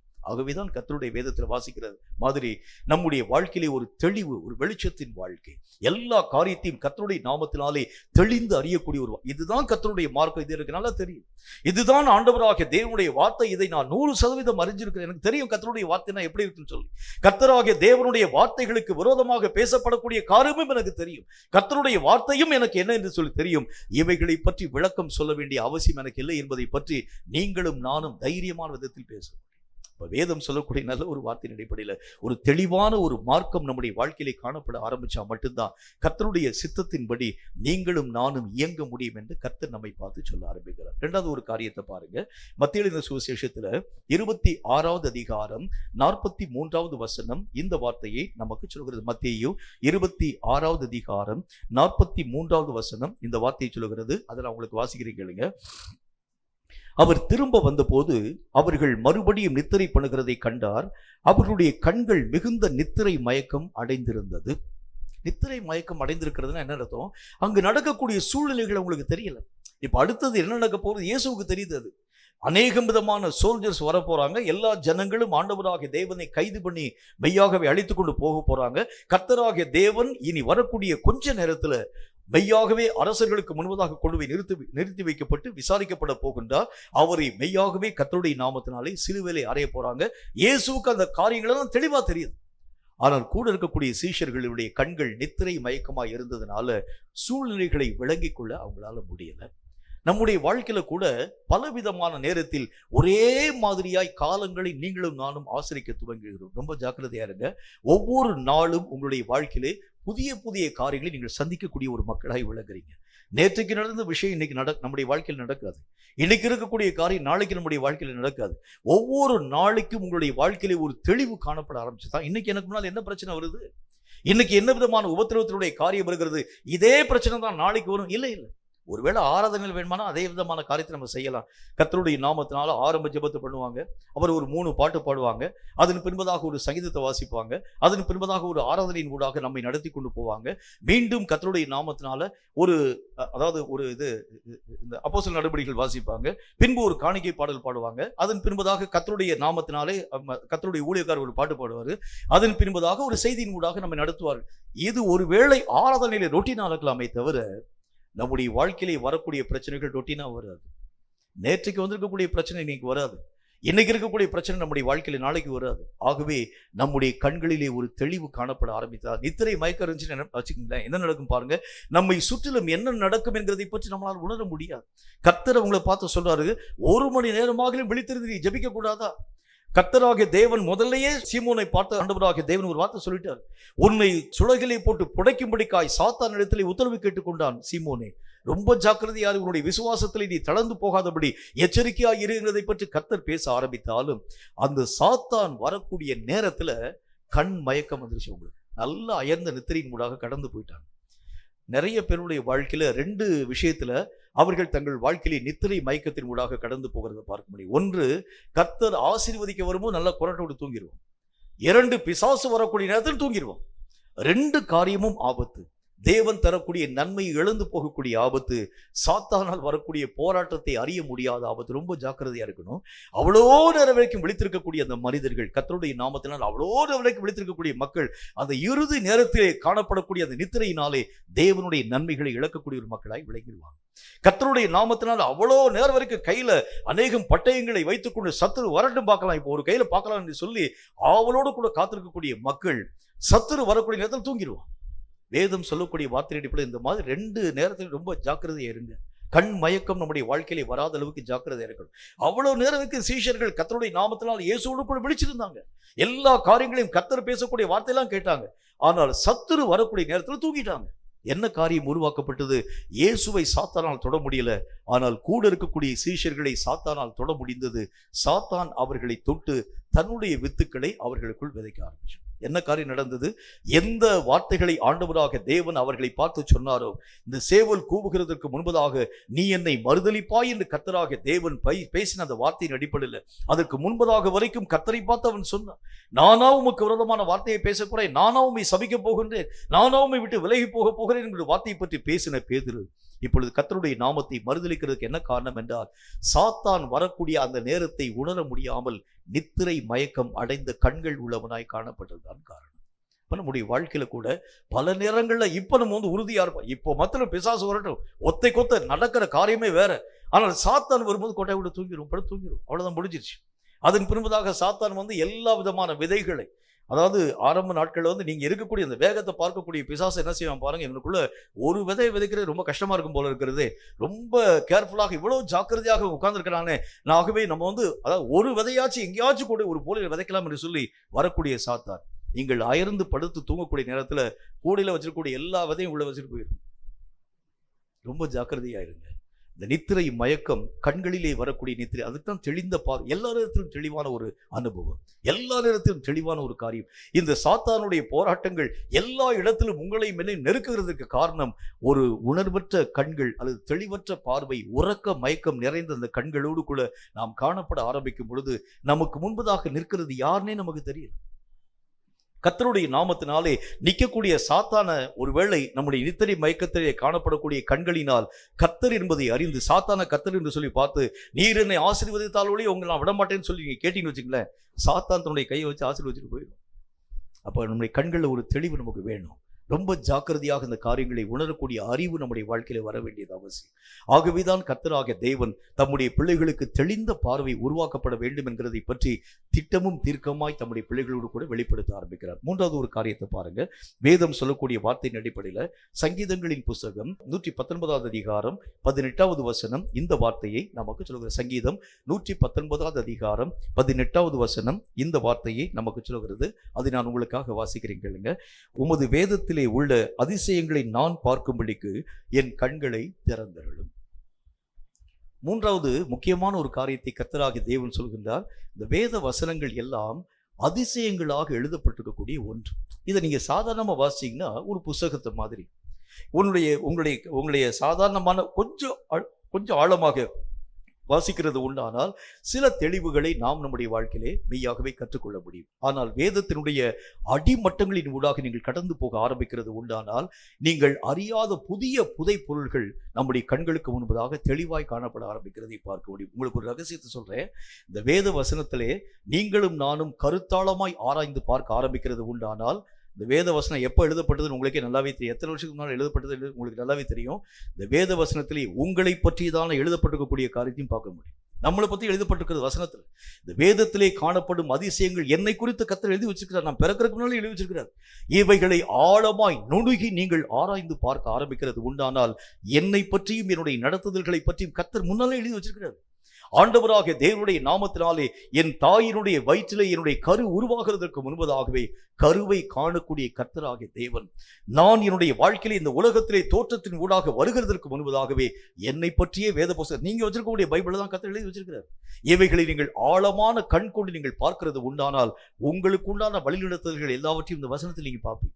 எனக்கு உண்டான பிரச்சனைக்குரிய சொல்யூஷன் நீங்க உள்ள இருக்கிறத பார்ப்பீங்க. எனக்கு உண்டான தீர்வுகளை கர்த்தர் முன்னாலே எழுதி வச்சிருக்கிறத பார்ப்பீங்க. என்னுடைய ஒவ்வொரு விதமான அசைவையும் கர்த்தர் இங்க எழுதி வச்சிருக்கிறத பார்ப்பீங்க. ஆகவேதான் பக்தன் கர்த்தரை நோக்கி ஜெபிக்கின்றான். வேதத்திலே காணப்படும் எல்லா மறைவுகளை, புதை பொருளை, அதிசயங்களை பார்க்கும்படிக்காக வேத வசனம் அதிசயமாக எழுதப்பட்டிருக்கக்கூடிய ஒன்று. இதை எந்த கோணத்தில் நீங்க வாசிக்கிறீங்களோ அந்த கோணத்தில் இவைகள் எல்லாம் உங்களுக்கு அநேக விதமான விளக்கங்களை தரக்கூடிய வல்லமை பெற்றது. ஒருவேளை நீங்கள் ஒரு சந்தேக கண்ணோடு கூட இந்த வேத வசனத்தை வாசிக்கிறது உண்டானால் அதற்குண்டான தெளிவுகளை மட்டுமே நம்முடைய வாழ்க்கையிலே தரக்கூடிய வல்லமை வாங்கும். இந்த வேதத்துல இன்னும் நீங்கள் ஆழமாய் அறிய வேண்டும், சில முக்கியமான கருத்துக்களை நான் கற்றுக்கொள்ள வேண்டும் என்றால் அதற்கும் உரிய பதில்கள் யாவற்றையும் சொல்லக்கூடிய வலிமை பெற்றது. சட்டத்திற்குரிய காரியங்களை பற்றி நீங்கள் மெய்யாகவே பேச வேண்டும் என்றால் வேதத்திலே சட்டங்களை பற்றி தான எல்லா விதமான காரியங்களும் எழுதப்பட்டிருக்கிறத பார்க்கும்.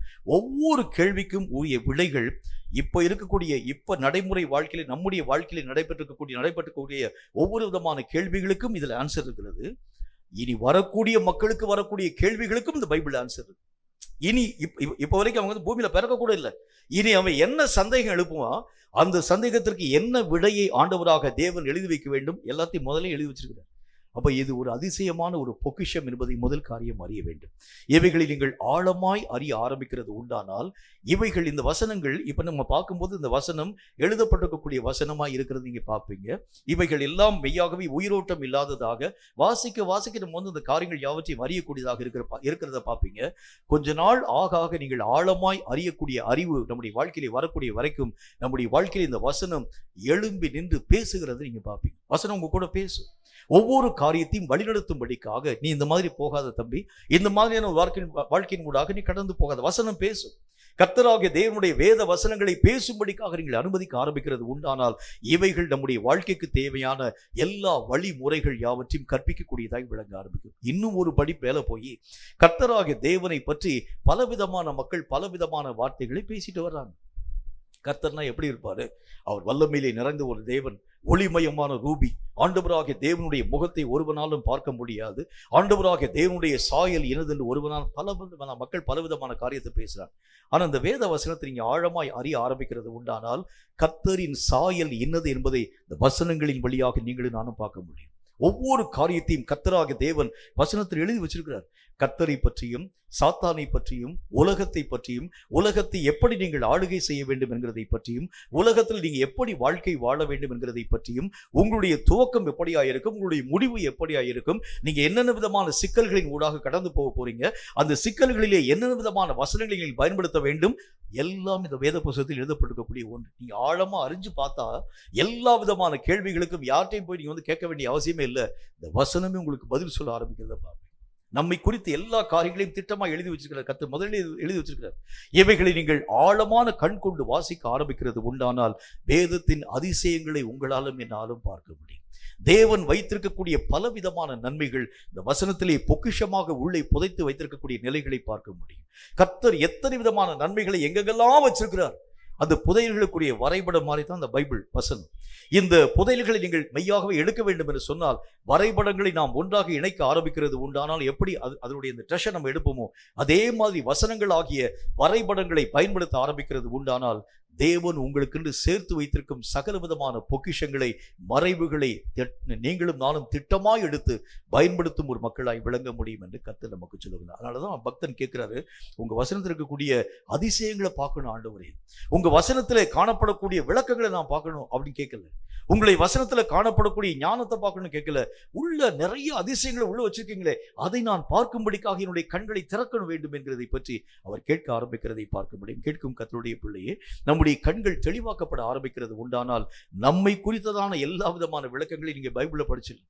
நீங்க எப்படிப்பட்ட ஒரு வாழ்க்கை வாடுங்க, ஒருவேளை உங்களை நீங்க மெச்சிக்கொள்ளக்கூடிய ஒரு மக்களா கூட இருக்கலாம். என்னுடைய வழி இப்படிதான் இருக்குங்க, நான் நல்ல ஒரு வாழ்க்கை வாடுறேன், நான் பரிசுத்தமா தான் இருக்கிறேன்னு சொல்லி. ஆனால் உங்களை பற்றிதான தெளிவான காரியங்களை நீங்கள் புரிந்து கொள்ள வேண்டும் என்றால் வசனங்களை நீங்கள் ஆழமாய் அறிய அறிய அறிய இவைகள் உங்களை பற்றி தெளிவான காரியங்களை வெளிப்படுத்த ஆரம்பிச்சு. நீங்க இப்படிதான் இந்த மாதிரியான ஒரு ஷார்ட் டெம்பருங்க, உங்களுக்கு நல்ல ஒரு காரியத்தின் ஊடாக வருவீங்க, ஆனால் திடீரென்று ஒரு கோபம் வர ஆரம்பிக்கிறது உண்டானால் உங்களுக்கு முன்பதாக நிற்கக்கூடிய நபர் யாரா இருந்தாலும் சரி 4 பல்ல உடைக்காம விட மாட்டீங்க. பைபிள் சொல்லிடு உங்களை பார்த்து, உங்களுடைய கேரக்டர் இதுதான், உங்களுடைய வழி இதுதான், உங்களுடைய காரியம் இதுதான். என்னை பற்றி நான் அநேக விதமான நேரங்களில் நான் என்னை பற்றி மேன்மையாக நினைக்க ஆரம்பிக்கிறேன். நான் இவ்வளவு பெரிய ஒரு காரியத்தை தெரிஞ்சிருக்கேங்க, இவ்வளவு விஷயத்தை நான் கற்றெடுக்கக்கூடிய நான் இருக்கிறேன். ஆனால் கர்த்தருடைய வசனத்துக்கு முன்பதாக நிறுத்தும் பொழுது அவைகள் உங்களை குறித்து ஆழமாய் பேச ஆரம்பிக்கும். நீ இப்படித்தான், உன்னுடைய வளர்ச்சி இவ்வளவுதான், உன்னுடைய புரிந்து கொள்வது இவ்வளவுதான். உனக்கு ஒரு 5 நிமிஷத்துக்கு மேல ஒரு இடத்துல நிலையா உட்கார முடியாதுப்பா. பலவிதமான நினைவுகள் உன்னுடைய வாழ்க்கையில வந்துடும். உன்னுடைய நினைவுகளை உன்னால வந்து கண்ட்ரோல் பண்ண முடியாது. நீங்க உட்கார்ந்துருக்க மாதிரி தான் உட்கார்ந்து ஆக்ட் பண்ணுவ, ஆனா உன்னுடைய நினைவு இங்கும் அங்கும் அலைமோதக்கூடிய நினைவு தான். இந்த வசனத்துக்கு முன்பதாக நீங்கள் நிறுத்துகிறது உண்டானால் இவைகள் உங்களை பற்றி தெளிவாய் சொல்லிடும். அதனாலதான் நிறைய பேர் பைபிளை திறக்கவே மாட்டாங்க. எப்போ திறப்பாங்க? இந்த மாதிரி ஆலய ஆராதனைக்கு வரும்போது தான் பைபிளை ஓப்பன் பண்ணுறது. எதுக்குங்க சும்மா இருக்கும்போது நம்மளை பற்றி நானே வந்து என்னுடைய காரியங்கள் யாவற்றையும் நானே வந்து எதுக்காக நான் வந்து செருப்பு வச்சு அடிச்சுக்கணும். ஆகவே நான் பைபிளை நான் திறக்க மாட்டேங்க. அந்த வேதாகமத்தை எங்கே வந்து நான் திறக்க போகின்றேன்? கர்த்தருடைய நாமத்தினால வேதவசனத்தை பிரசங்கம் பண்ணக்கூடிய இடத்துல மாத்திரம் சொல்லக்கூடிய வார்த்தை மாத்திரம் பார்த்துட்டு உடனே மூடி வச்சிருக்கோம். நிறைய பேர் பைபிளை திறக்கவே மாட்டாங்க. கேட்கக்கூடிய நேரத்தில் அவங்க சொல்லுவாங்க, இல்லைங்க நீங்கள் சொல்லக்கூடிய வார்த்தையெல்லாம் பைபிள் இருக்குன்னு எனக்கு நல்லாவே தெரியும், நாங்கள் ஏன் உங்களை சந்தேகப்பட வேண்டும் என்று சொல்லி பல ஜனங்கள் சொல்லுவாங்க. ஏன்னா திறந்து அவனுடைய வண்டவாளம் அவங்களுக்கு தெரிஞ்சிடும். திறக்கவே மாட்டாங்க. வேதம் சொல்லக்கூடிய வார்த்தையின்படி வேத வசனங்களை ஆழமாய் நீங்கள் பார்க்க உங்களுடைய உள்ளிந்திரியங்களை பற்றிதான வெளிப்பாடுகளை அவைகளை நீங்கள் பார்ப்பீங்க. உங்களுடைய அணுகுமுறைகளை பார்ப்பீங்க. அதுக்குரிய மாற்று கருத்துக்கள், அதை நீங்க எப்படி மாற்ற வேண்டும் என்கிறத பத்தி நீங்க பார்ப்பீங்க. இதை நீங்கள் மேற்கொள்ள வேண்டும் என்றால் செய்ய வேண்டிய வழி என்ன? இந்த மாதிரி நான் பல விஷயங்கள் நான் வந்து விழுந்து போக ஆரம்பிக்கிறேன். ஆண்டவரே, என்னால நிலைத்த ஒரு வாழ்க்கை வாழ முடியல. சில பிரச்சனை வந்த உடனே நான் வைத்திருக்கக்கூடிய அந்த உறுதியெல்லாம் என்னுடைய வாழ்க்கை விட்டு போய் விடுகிறது. இதுக்கு நான் என்ன செய்ய வேண்டும்? பல ஊழியர்களை நீங்க தேடி போக ஆரம்பிக்கிறீங்க. ஒவ்வொரு மனிதனும் ஒவ்வொரு கருத்துக்களை சொல்கிறார். நான் உங்களுக்கு சொல்லுகின்றேன், பைபிளுக்கு முன்னால போய் உட்கார்ந்து பாருங்க. நீங்க செய்ய வேண்டிய ஒவ்வொரு வழிகளையும் அது உங்களுக்கு பிள்ளைகளுக்கு கற்பித்து தர ஆரம்பிக்கும். இந்த காரியத்தில் இந்த மாதிரி பேசு, இந்த காரியத்தில் இந்த மாதிரியான ஒரு விஷயத்தை நீ உன்னுடைய வாழ்க்கையில அப்ளை பண்ணு, இவைகளை விட்டு நீ விலகி கடந்து போய்விடு. வசனம் சொல்லும் ஒவ்வொரு விதமான வார்த்தைகளை நீங்கள் உங்கள் வாழ்க்கையிலே அணுக ஆரம்பிக்கிறது உண்டானால் உங்கள் பாதைகள் ஒருபோதும் மெய்யாகவே தவறி போகிறதே இல்லை. ஆகவேதான் வசனங்கள்ல அதிசயமான வசனங்கள் என்று சொல்லி கர்த்தராகிய தேவனால் எழுதப்பட்டிருக்கக்கூடிய வசனம் என்று சொல்லக்கூடிய காரியங்கள் நீங்களும் நானும் எந்த வருஷத்துல பிறந்திருக்க உங்களுக்கு நல்லாவே தெரியும். வேதாகமம் எந்த வருஷத்துல எழுதப்பட்டது என்று சொல்லி நாம் அறிந்திருக்கக்கூடிய ஒரு உண்மைதான். அந்த வருஷத்துல எழுதப்பட்டிருக்கக்கூடிய வேதாகமத்துல உங்களுடைய பெயர் ஒன்று தவிர உங்களுடைய கேரக்டராக எழுதப்பட்டிருக்கிறது உண்டானால் இவைகளை அதிசயமான புஸ்தகம் என்று சொல்லாமல் நம்ம என்ன சொல்ல முடியும்? என்னுடைய எல்லா விதமான காரியத்துக்கும் உடைய சொல்யூஷன் இப்ப இருக்கக்கூடிய எனக்கு மட்டுமல்ல, இதுக்கு முன்னால வாழ்ந்திருக்கக்கூடிய மக்களுக்கு இந்த பைபிள் தான் சொல்யூஷன் சொல்லுச்சு. இதுக்கு முன்னால் இருக்கக்கூடிய மக்களுக்கு மட்டுமல்ல, இனி பிறக்கக்கூடிய மனிதனுக்கும் இந்த வசனம் தான் சொல்யூஷன் சொல்ல போகிறது. அப்படி என்றால் ஒவ்வொரு வார்த்தையும் எத்தனை அதிசயமாக எழுதப்பட்டிருக்கக்கூடிய ஒன்று என்பதை நாம் விளங்கிக் கொள்ள வேண்டியது அவசியம். இனி வரக்கூடிய சந்ததிக்கும் இதுதான், இதற்கு முன்பதாக காணப்பட்ட சந்ததிக்கும் இதுதான், இப்ப இருக்கக்கூடிய வாழ்க்கை வாழக்கூடிய உங்களுக்கு இதுதான்.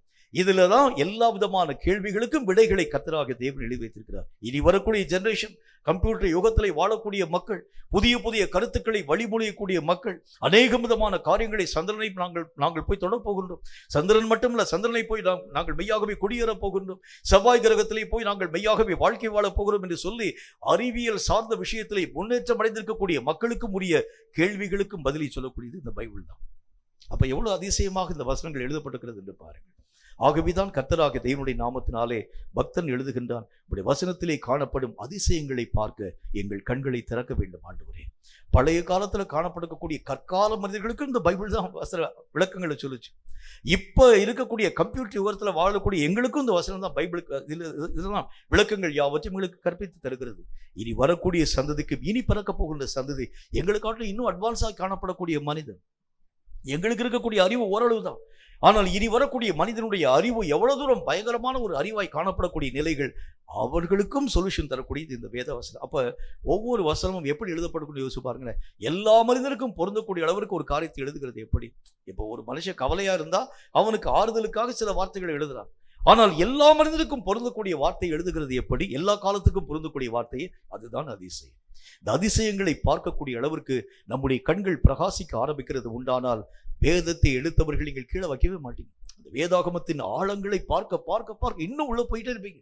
அநேகம் காரியங்களை, பொக்கிஷங்களை, புதையல்களை உங்களுக்கும் எனக்கும் அள்ளி தரக்கூடிய வல்லமை பெற்றது இந்த வேத வசனம். அதனாலதான் ஆரம்ப நாட்களிலே காணப்பட்டிருக்கக்கூடிய மக்கள் வேதங்களை தன்னுடைய வாயை விட்டு நீங்க விடாத அளவிற்காக அவைகள் எல்லாவற்றையும் தங்களுடைய வாய்களிலே பாதுகாத்துக் கொள்ளக்கூடிய மக்களாய் விளங்க ஆரம்பிச்சார். கேட்கும் கர்த்தருடைய பிள்ளையே, வேதாகமத்திலே ஒரு தெளிவு நம்முடைய வாழ்க்கையிலே வர ஆரம்பிக்கிறது உண்டானால், என்னை பற்றி நான் அறிந்து கொள்கிறேன், என் எதிராளியை பற்றி அறிந்து கொள்கிறேன், என்னை உண்டாக்கின கர்த்தரை பற்றி அறிந்து கொள்கிறேன், என் காலங்களை பற்றி நான் அறிந்து கொள்கிறேன், இந்த காலத்தில் எனக்கு வந்திருக்கக்கூடிய பிரச்சனைகளை நான் தீர்க்கக்கூடிய வழிமுறைகளை பற்றி அறிந்து கொள்கிறேன். எனக்கு மட்டுமல்ல, என் சபையில் வந்திருக்கக்கூடிய மக்களுக்கும் நிறைய பிரச்சனை வரக்கூடிய நேரங்களில் அவர்களுக்கும் வழி சொல்லக்கூடிய காரியங்களை இவைகளின் மூலமா நான் பேச ஆரம்பிக்கிறேன். இப்ப நான் பேசக்கூடிய வசனம் எத்தனை பேருக்கு அது இந்த வார்த்தைகள் மெய்யாகவே பொருந்து கொள்ளதா இருக்குன்னு பாருங்களேன். நீங்க உட்கார்ந்து இருக்கக்கூடிய மக்கள் பல விதமான வழிகளிலிருந்து இங்க வந்திருப்பீங்க, பல சூழ்நிலைகளிலிருந்து வந்திருப்பீங்க. ஆனா நான் சொல்லக்கூடிய வார்த்தை எல்லா மக்களுக்கும் பொருந்தக்கூடியதா இருக்கான்னு பாருங்களேன். ஏனென்றால் அதுதான் அதிசயம். இந்த அதிசயமான காரியங்களை நீங்கள் ஆழமாய் விளங்கிக் கொள்ள ஆரம்பிக்கிறது உண்டானால் எத்தனை திறத்திலே காணப்பட்டிருக்கக்கூடிய மக்களுக்கும் யோசனை சொல்ல உங்களால முடியும், அவங்களை வழிநடத்த உங்களால முடியும். ஏனென்றால் இந்த வசனம் எல்லா காலத்திற்கும் எல்லா மனிதனுக்கும் பொருந்தக்கூடிய ஒன்று. இவைகளை நான் மெய்யாகவே ஆழமாய் கற்றுக்கொள்ள வேண்டியது அவசியம் என்று கர்த்தருடைய வசனத்துல பார்க்கிறேன். இன்னொரு காரியத்தை பாருங்க, வேத வசனம் சொல்லக்கூடிய மற்றும் ஒரு வார்த்தையின் அடிப்படையில யோவான் எழுதின சுவிசேஷம் 11வது அதிகாரம் 41வது வசனம் இந்த வார்த்தையை நமக்கு சொல்கிறது. யோவான் எழுதின சுவிசேஷம் 11வது அதிகாரம் 41வது வசனம் இந்த வார்த்தையை நமக்கு சொல்கிறது. வாசிக்கிறீங்க, அது என்ன விதமான வார்த்தையை சொல்லுதுன்னு பாருங்க. அப்பொழுது மரித்தவன் வைக்கப்பட்டிருந்த இடத்திலே இருந்து கல்லை எடுத்து போட்டார்கள். இயேசு தம்முடைய கண்களை ஏறெடுத்து, பிதாவே, நீர் எனக்கு செவி கொடுத்தபடியினால் உம்மை ஸ்தோத்திரிக்கிறேன். இதுல நம்ம சாதாரணமா படிச்சோம்னா கர்த்தராகிய இயேசு கிறிஸ்து பிதாவாகிய தேவனை நோக்கி ஜெபிக்கின்றார். உடனே ஒரு அற்புதம் நடந்தது. கர்த்தராகிய இயேசு கிறிஸ்து வானத்திற்கு தன்னுடைய கண்களை ஏறெடுத்து பிதாவாகிய தேவனை நோக்கி ஜெபிக்கின்றார். அப்ப வானத்துல இயேசு கிறிஸ்து எதை பார்த்திருப்பார் அப்படின்னா, பிதா அவர் செய்யும் எல்லா கிரியைகளையும் பார்த்திருப்பார். அவர் செய்யக்கூடிய ஒவ்வொரு செயல்களையும் கர்த்தராகிய தேவன் கண்காணிக்கும் கர்த்தர். வேத புஸ்தகத்துல வாசிக்கிறோம், ஆகார் என்கின்ற பெண்மணி தன்னுடைய தன்னுடைய அதாவது மேலே காணப்படக்கூடிய தன்னுடைய அதாவது அதிகாரத்திலே காணப்படக்கூடிய சாராய்க்கு பயந்து விலகி ஓடுகின்றாள். ஓடக்கூடிய நேரத்துல ஆண்டவருடைய நாமத்தினால ரொம்ப வேதனையின் ஊடாக கடந்து போறாங்க. என்னுடைய எஜமாட்டி என்னை வந்து வேதனைப்படுத்துறேன். ஆகவே இந்த வேதனைகளை தாங்க முடியாமல் நான் என்னுடைய எஜமாட்டியை விட்டு நான் வெளியேறி கடந்து போகிறேன் என்று சொல்லி கடந்து போகக்கூடிய ஒரு நேரம். அவளுக்கு ஒரு நிர்கதியான ஒரு வாழ்க்கை. இனி அடுத்த கட்ட நடவடிக்கை என்னவா இருக்க போற அவளுக்கு தெரியல. இத்தனை காலங்கள் வரைக்கும் நான் ஒரு அடிமை பெண்ணாக நான் பணியாற்ற ஆரம்பிச்சேன். என்றாலும் கூட என்னுடைய எஜமாட்டி தான் என்னுடைய எஜமானுக்கு என்னை மனைவியாக்க கொடுத்தாள். என்றாலும் இப்பொழுது அவள் படுத்தக்கூடிய அந்த கொடுமை நிமித்தமாக எஜமாட்டினுடைய வீட்டை விட்டு நான் வெளியேறி கடந்து போகிறேன். ஒரு தூதன் அவரை பார்த்து கேட்கிறார், எங்க போற ஆகாரன்னு கேட்கிறார். உடனே என்னுடைய எஜமாட்டி என்னை கொடுமைப்படுத்துகிறதுனாலே நான் பயந்து விலகி போகின்றேன். கர்த்தருடைய நாமத்தினாலே அந்த தூதன் சொல்லுகின்றார், உன்னுடைய வயிற்றிலே வளரக்கூடிய குழந்தையை ஒரு பெரிய ஒரு ஜாதியாக்குவேன், பெரிய ஒரு மனுஷனாக பேர் பெற்றவனாக விளங்குவான், அநேகம் ஜனங்களுக்கு முன்பதாக துஷ்ட மனிதனை போல காணப்பட்டு பெரிய காரியங்களை சாதிக்கும் ஒரு மனிதனாக விளங்குவான் என்று கர்த்தராகிய தேவனுடைய தூதன் அவனை பார்த்து சொல்லுகின்றார். அப்ப ஆண்டவராகிய தேவனை பார்க்கக்கூடிய ஆகார் அவருக்கு ஒரு பேரு ஒன்றை வைக்கின்றார். என்ன பேர் வைக்கிறாங்க? என்னை காண்பவரை நான் கண்டேன் அல்லவான்னு சொல்றாங்க. அவர் நம்மை பார்க்கும் தேவனை நாம் பார்த்துட்டேன். இதுதான் ஒரு மனுஷனுடைய வாழ்க்கையினுடைய மேன்மை. என்னை கர்த்தர் பார்க்கிறார் என்பதை நாம் முதல் காரியம் பார்க்கணும், நான் அறியணும். இந்த பெண் தன்னுடைய வாழ்க்கையில அந்த வசனத்தை பாருங்களேன், அது என்ன போட்டு பாருங்க. ஆதியாகம புத்தகத்துல 16வது அதிகாரத்தில் இந்த ஒரு காரியத்தை நாம் வாசிக்கலாம். 16வது அதிகாரத்துல 13வது வசனம் இந்த வார்த்தையை சொல்கிறது. அதை 11லிருந்து வாசிக்கிறேன் பாருங்க. பின்னும் கர்த்தருடைய தூதனானவர் அவளை நோக்கி, நீ கர்ப்பவதியாய் இருக்கிறாய், ஒரு குமாரனை பெறுவாய், கர்த்தர் உன் அங்கலாய்ப்பை கேட்டபடியினால் அவனுக்கு இஸ்மவேல் என்று பெயரிடுவாயாக. 12வது வசனம், அவன் துஷ்ட மனிதனாய் இருப்பான், அவனுடைய கை எல்லாருக்கும் விரோதமாயும் எல்லாருடைய கையும் அவனுக்கு விரோதமாயும் இருக்கும், தன் சகோதரர் எல்லாருக்கும் எதிராக குடியிருப்பான் என்றார். 13வது வசனம், அப்பொழுது அவள், என்னை காண்பவரை நானும் இவ்விடத்தில் கண்டேன் அல்லவா என்று சொல்லி தன்னோடே பேசின கர்த்தருக்கு நீர் என்னை காண்கிற தேவன் என்று பெயரிட்டார். தேவன் நம்முடைய ஒவ்வொரு அசைவையும் பார்க்கும் தேவன். நல்லா நீங்க புரிஞ்சுக்கங்க. நீங்கள் ஆண்டவராகிய தேவனை அறிய வேண்டும் சொன்னா எப்படி அறிய வேண்டும்? நீங்கள் செய்யும் எல்லா காரியத்தையும் அவங்க குடும்பத்தில் நடக்கக்கூடிய பிரச்சனை ஆண்டவராகிய தேவனுக்கு தெரியுமா தெரியாதா? அதெல்லாம் நமக்கு தெரியல. எந்த விதமான காரியம் வெளிப்படுத்தப்படாத இருக்கக்கூடிய நேரத்துல கொடுமையின் ஊடாக கடந்து போகக்கூடிய ஆகாருடைய வாழ்க்கை வெளியே சொல்ல முடியல. ஒருவேளை தன்னுடைய எஜமானுக்கு முன்பதாக போய் சொல்லுகிறது உண்டானால் தன்னுடைய மனைவியின் மேல் அவள் குற்றம் சுமத்துகிறாள் சொல்லி எஜமான் ஒரு தப்பா புரிஞ்சிட்டானா தன்னுடைய மனதின் அங்கலாய்ப்புகள் எல்லாவற்றையும் தன்னுடைய மனதின் ஆழத்திலே புதைத்துக் கொள்ளக்கூடியவராய் விளங்கினால் ஆகார் ரொம்ப கஷ்டப்பட்டு வேதனைப்பட்டு ஒரு நாள் பொறுக்க முடியாம எந்திரிச்சு எஜமாட்டை விட்டு வெளியே போயிட்டு வரக்கூடிய நேரத்துல கர்த்தராகிய தேவன் அவளை பார்த்து கேட்கிறார், நீ எங்க போற ஆகாரே? நான் எங்க போறேன்னு எனக்கே தெரியல. என்னுடைய எஜமாட்டினுடைய கொடுமை நிமித்தம் நான் மெய்யாகவே புறம்பே ஓடி வந்து விட்டேன். ஆண்டவராகிய தேவன் சொல்கிறார், நீ கர்ப்பவதியாய் இருக்கிறாய் ஆகார், உன்னுடைய வயிற்றிலே வளரக்கூடிய குழந்தையை கர்த்தராகிய தேவன் ஆசீர்வதிக்கின்றார். அவன் மெய்யாகவே துஷ்ட மனிதனாய் இருப்பான். அவனுடைய கை எதிரிகளுக்கு விரோதமாகவும் எதிரிகள் அவனுக்கு விரோதமாக எழும்பக்கூடிய அளவிற்கு அவன் மிகவும் பலத்த ஒரு மனிதனாக எழும்புவான். உடனே அந்த பெண், ஆண்டவராகிய தேவன் என்னுடைய அங்கலாய்ப்பினுடைய சத்தத்தை கேட்கக்கூடிய கர்த்தர், என் மனசுல புதைச்சிருக்கக்கூடிய காரியங்களை, என்னுடைய மனதிலே காணப்படக்கூடிய வேதனைகளை பார்க்கக்கூடிய கர்த்தர் என்னை காண ஆரம்பித்ததினாலே என்னை கண்டவரை நான் கண்டேன் அல்லவா என்று சொல்லி ஆண்டவராகிய தேவனுக்கு ஒரு பேர் ஒன்று வைக்கிறாள். நீர் என்னை காண்கின்ற தேவன் என்று பேர் வைக்கிறார். அப்ப தேவன் நம்முடைய உள்ளத்தின் அங்கலாய்ப்புகள் எல்லாவற்றையும் பார்க்கக்கூடிய ஒரு நிறைய நேரங்களில் நம்ம யோசிக்கிறோம், எத்தனை விதமான ஜனங்களுக்கு நடுவில் என்னுடைய பிரச்சனை கர்த்தர் எப்படிங்க பார்ப்பாரு? உலகத்துல எத்தனையோ மக்கள் இருக்கிறத நாங்க பார்க்கிறோம். உலகத்தை விட்டுருங்க, இங்க இருக்கக்கூடிய இந்த ஊர்ல எத்தனை ஜனங்கள் இருக்கிறாங்க. இத்தனை ஜனங்கள்ல ஆண்டவராகிய தேவன் என்னை பார்ப்பார் எனக்கு என்ன நிச்சயம்? பிதாவாகிய தேவன் இயேசு கிறிஸ்துவை பார்ப்பார் என்பது என்ன நிச்சயம்? பிதாவாகிய தேவனுக்கு பல அலுவல்கள் உண்டு என்றாலும் பிதாவாகிய தேவன் நான் செய்யக்கூடிய ஜெபங்களுக்கு மெய்யாகவே என்னை பார்க்கும் தேவனாய் இருக்கிறார் என்பதை பற்றி கண்ட மாத்திரத்திலே வானத்தை நோக்கி அண்ணாந்து பார்க்கக்கூடிய இயேசு கிறிஸ்து, என்னை பார்க்கக்கூடிய பிதாவை, உம்மை நோக்கி நான் ஜெபிக்கிறேன், இந்த மரித்து போற இந்த மனுஷனை உயிரோடு கூட எழும்பச் செய்யும் என்று சொல்லி வானத்தை நோக்கி ஜெபித்து லாசருவை வெளியே எழுந்து வாங்கினதை பற்றி பேச ஆரம்பிச்சு. பிதாவினுடைய வேலை இதுதான் என்பதை பற்றி அறியக்கூடிய அளவிற்காக பிதா பார்த்துட்டே இருக்கிறார்.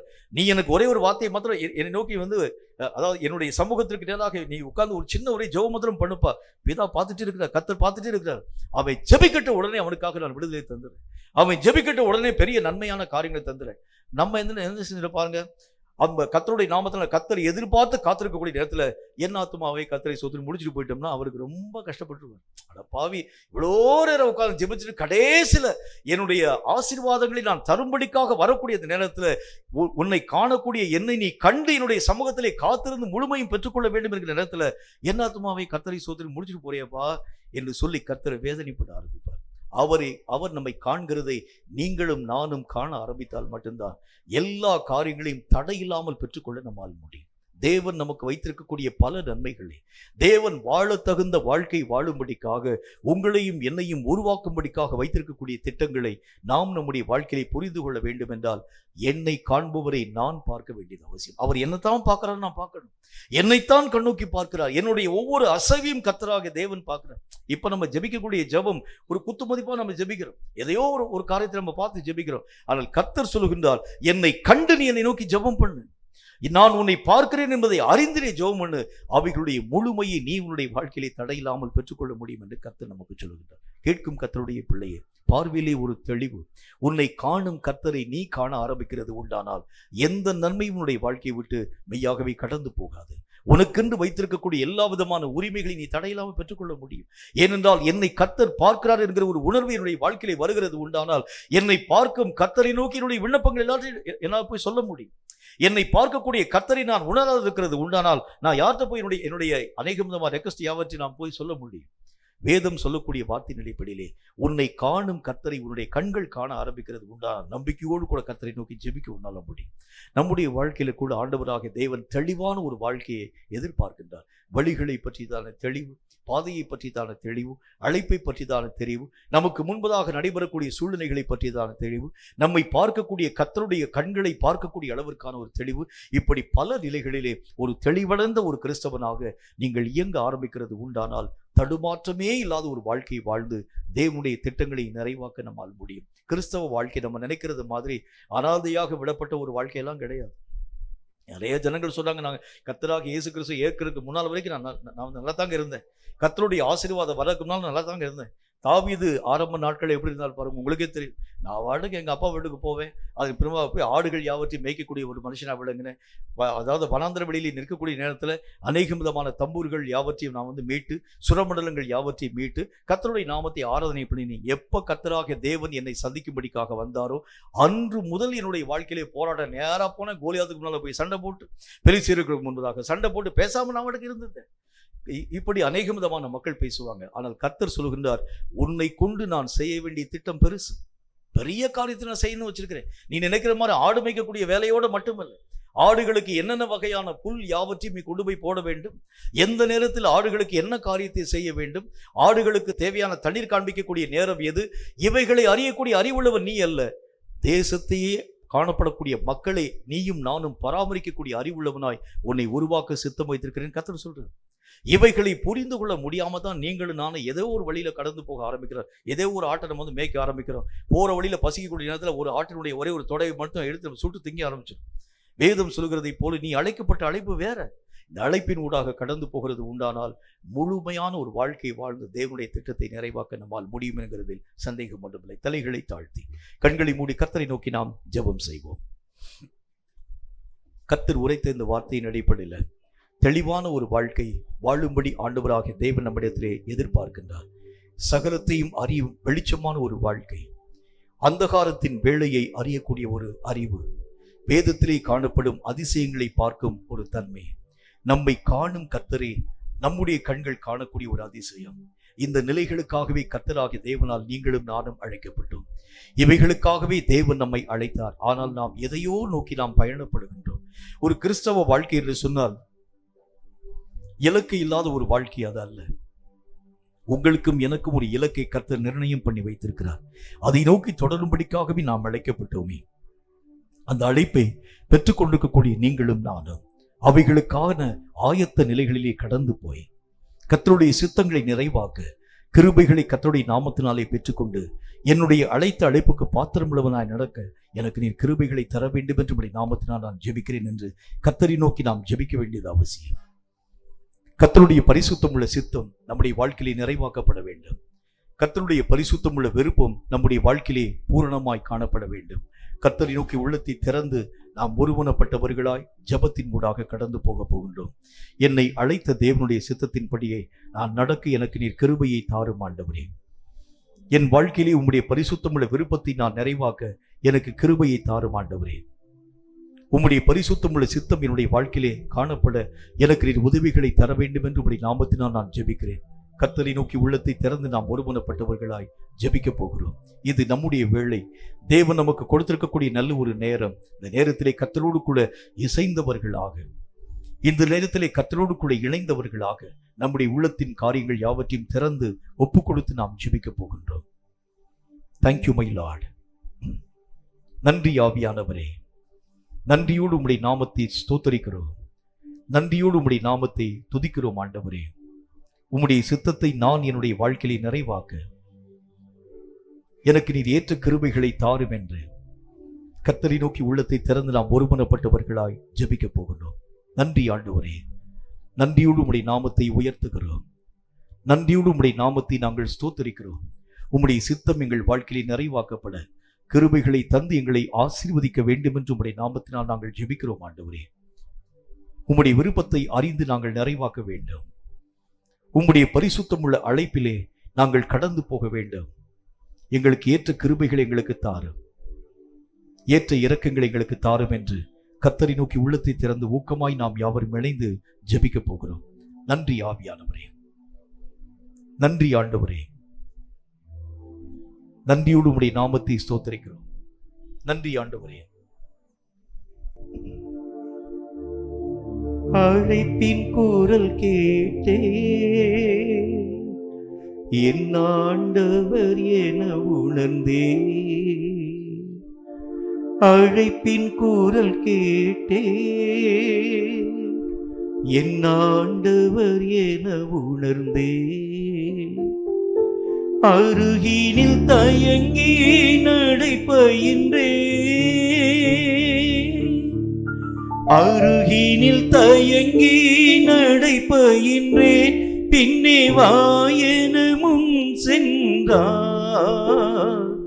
பின்னே வாயென முன் சென்றார்.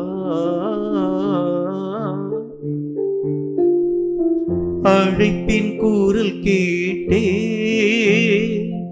என் ஆண்டவர் என உணர்ந்தே. வலிமை குறைந்தவன் நான் அன்றோ, அதை தெரிந்தும் அழைத்தது ஏனென்றே. வலிமை குறைந்தவன் நான் அன்றோ, அதை தெரிந்தும் அழைத்தது ஏனென்றே. வலியவர் கொடுக்கினை வதைத்திடவே. வலியவர் கொடுக்கினை வதைத்திடவே. பின்னே வாயென முன் சென்றார்.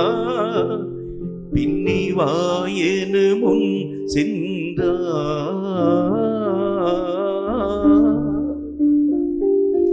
அழைப்பின் குரல் கேட்டே என் ஆண்டவர் என உணர்ந்தே. நம்மை அழைத்த தேவனை அறியும் அறிவினால் நிரப்பப்படுங்கள். நம்மை எதற்காக அழைத்திருக்கிறார் என்பதை அறிந்து கொள்ள பிரயாசப்படுங்கள். எதை நோக்கி நான் கடந்து போக வேண்டும்? இலக்கை நோக்கி நான் ஓட, இலக்கை நோக்கி நான் தொடர எனக்கு ஏற்ற ஞானத்தை தாரும் ஆண்டவரே. மற்றவனுடைய பாதையிலே நான் ஓடக்கூடாது. மற்றவனுடைய சுவடுகளை நான் பின்பற்றக்கூடாது. எனக்கென்று வைத்திருக்கக்கூடிய பாதையிலே நான் இயங்க எனக்கு ஏற்ற ஞானத்தை தாங்க ஆண்டவரே. என் கண்களிலே ஒரு தெளிவை தாங்க ஆண்டவரே. நான் அழைக்கப்பட்ட அழைப்பு இன்ன விதமாய் அழைக்கப்பட்டிருக்கிறது என்பதை புரிந்து கொண்டு அதற்கேற்ற விதமாக நான் இயங்க ஏற்ற கிருபைகளை, இந்த வார்த்தைகளை கேட்கும் எங்கள் வாழ்க்கையை உருவாக்கி தாரும் என்று கர்த்தரை நோக்கி நம்ம ஜெபிக்கலாமா? நன்றியோடு உம்முடைய நாமத்தை ஸ்தோத்திரிக்கிறோம் கர்த்தாவே. நீர் பேசி சொன்ன ஒவ்வொரு வார்த்தைகளுக்காக ஸ்தோத்திரம். எங்களை ஆண்டவராக தேவன் அழைத்தீர். அழைக்கப்பட்டிருக்கக்கூடிய நாங்கள் அந்த அழைப்புக்கேற்ற பாத்திரம் உள்ளவர்களாய் எங்கள் நிலைகளை பாதுகாத்துக் கொண்டு அழைக்கப்பட்ட அழைப்பிலே நாங்கள் கர்த்தருடைய சித்தத்தின்படி நேர்த்தியாய் ஓடி உம் நாமத்தை மகிமைப்படுத்த கிருபைகளை தாரும். எங்கள் பார்வையிலே ஒரு தெளிவை எங்களுக்கு உருவாக்கி தாரும் கர்த்தாவே. கர்த்தருடைய நாமத்தினாலே தெளிந்த கண்கள் உள்ளவர்களாய் எது எங்களுடைய இலக்கு என்பதை ஆழமாய் புரிந்து கொண்டு அவைகளை நோக்கி எங்கள் லட்சிய பயணித்து நாங்கள் தொடர்ந்து ஓட கிருபை தர வேண்டும் என்று நாங்கள் ஜெபிக்கிறோம். ஒவ்வொரு மனிதனுக்கும் ஒவ்வொரு தனித்தனியான பாதையை வச்சிருக்கிறீங்க. எங்களுடைய பாதையை நாங்கள் மெய்யாகவே அறிந்து உணர, மற்றவர்கள் எங்களுக்கு கர்த்தாவை காண்பிக்கும் பாதை அல்ல, எங்கள் தேவன் எங்களுக்கு என்று வைத்திருக்கக்கூடிய, எங்களுக்காக உருவாக்கி வைத்திருக்கக்கூடிய எங்கள் பாதையை நாங்கள் ஆழமாய் தெரிந்து கொண்டு அவைகளின்படி இயங்க எங்களுக்கு ஏற்ற கிருபைகளை தந்து எங்களை நீர் ஆசீர்வதிக்க வேண்டும் என்று உம்முடைய நாமத்தினால் நாங்கள் ஜெபிக்கிறோம். இந்த வார்த்தைகளை கேட்கும் பிள்ளைகளுடைய வாழ்க்கையிலே ஒரு புதிய மாற்றத்தை உருவாக்குங்க ஆண்டவரே. எல்லா விதமான பழமையான நினைவுகளும் களைந்து போகட்டும். மற்றவருடைய வெளிச்சத்திலே இன்பம் காணும் எல்லா நிலைகளும் எங்களை விட்டு போகட்டும். நாங்கள் வெளிச்சத்தின் பிள்ளைகளாய் மாறி கர்த்தருடைய நாமத்தினாலே எங்கள் வெளிச்சத்திலே எங்களுடைய வழிகளை நாங்கள் இனம் பிரித்து கர்த்தாவை கர்த்தருடைய நாமத்தினாலே கண்டுகொண்டு அவைகளில் நாங்கள் தொடர்ந்து ஓட ஏற்ற கிருபைகளை தந்து ஆசீர்வதிக்க வேண்டும் என்று நாங்கள் ஜெபிக்கிறோம். இந்த வார்த்தைகளின் மூலம் பேசி சொன்ன ஒவ்வொரு காரியத்திற்காக நன்றி.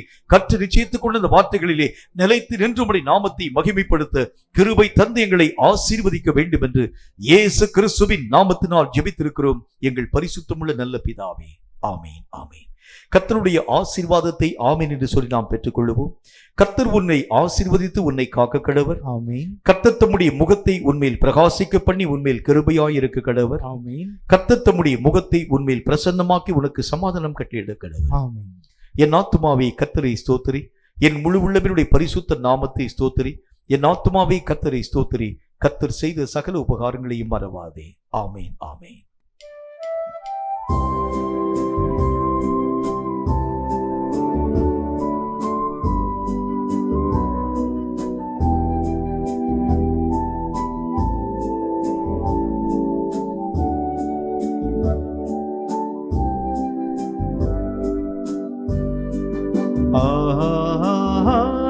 அல்லேலூயா, அல்லேலூயா, அல்லேலூயா, அல்லேலூயா,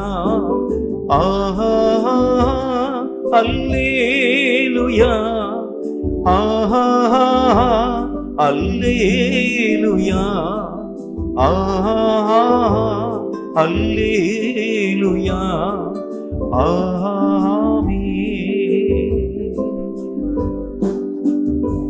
கர்த்தர் தாமே உங்கள் ஒவ்வொருவரையும் அளவில்லாமல் ஆசீர்வதிப்பாராக. ஆமென்.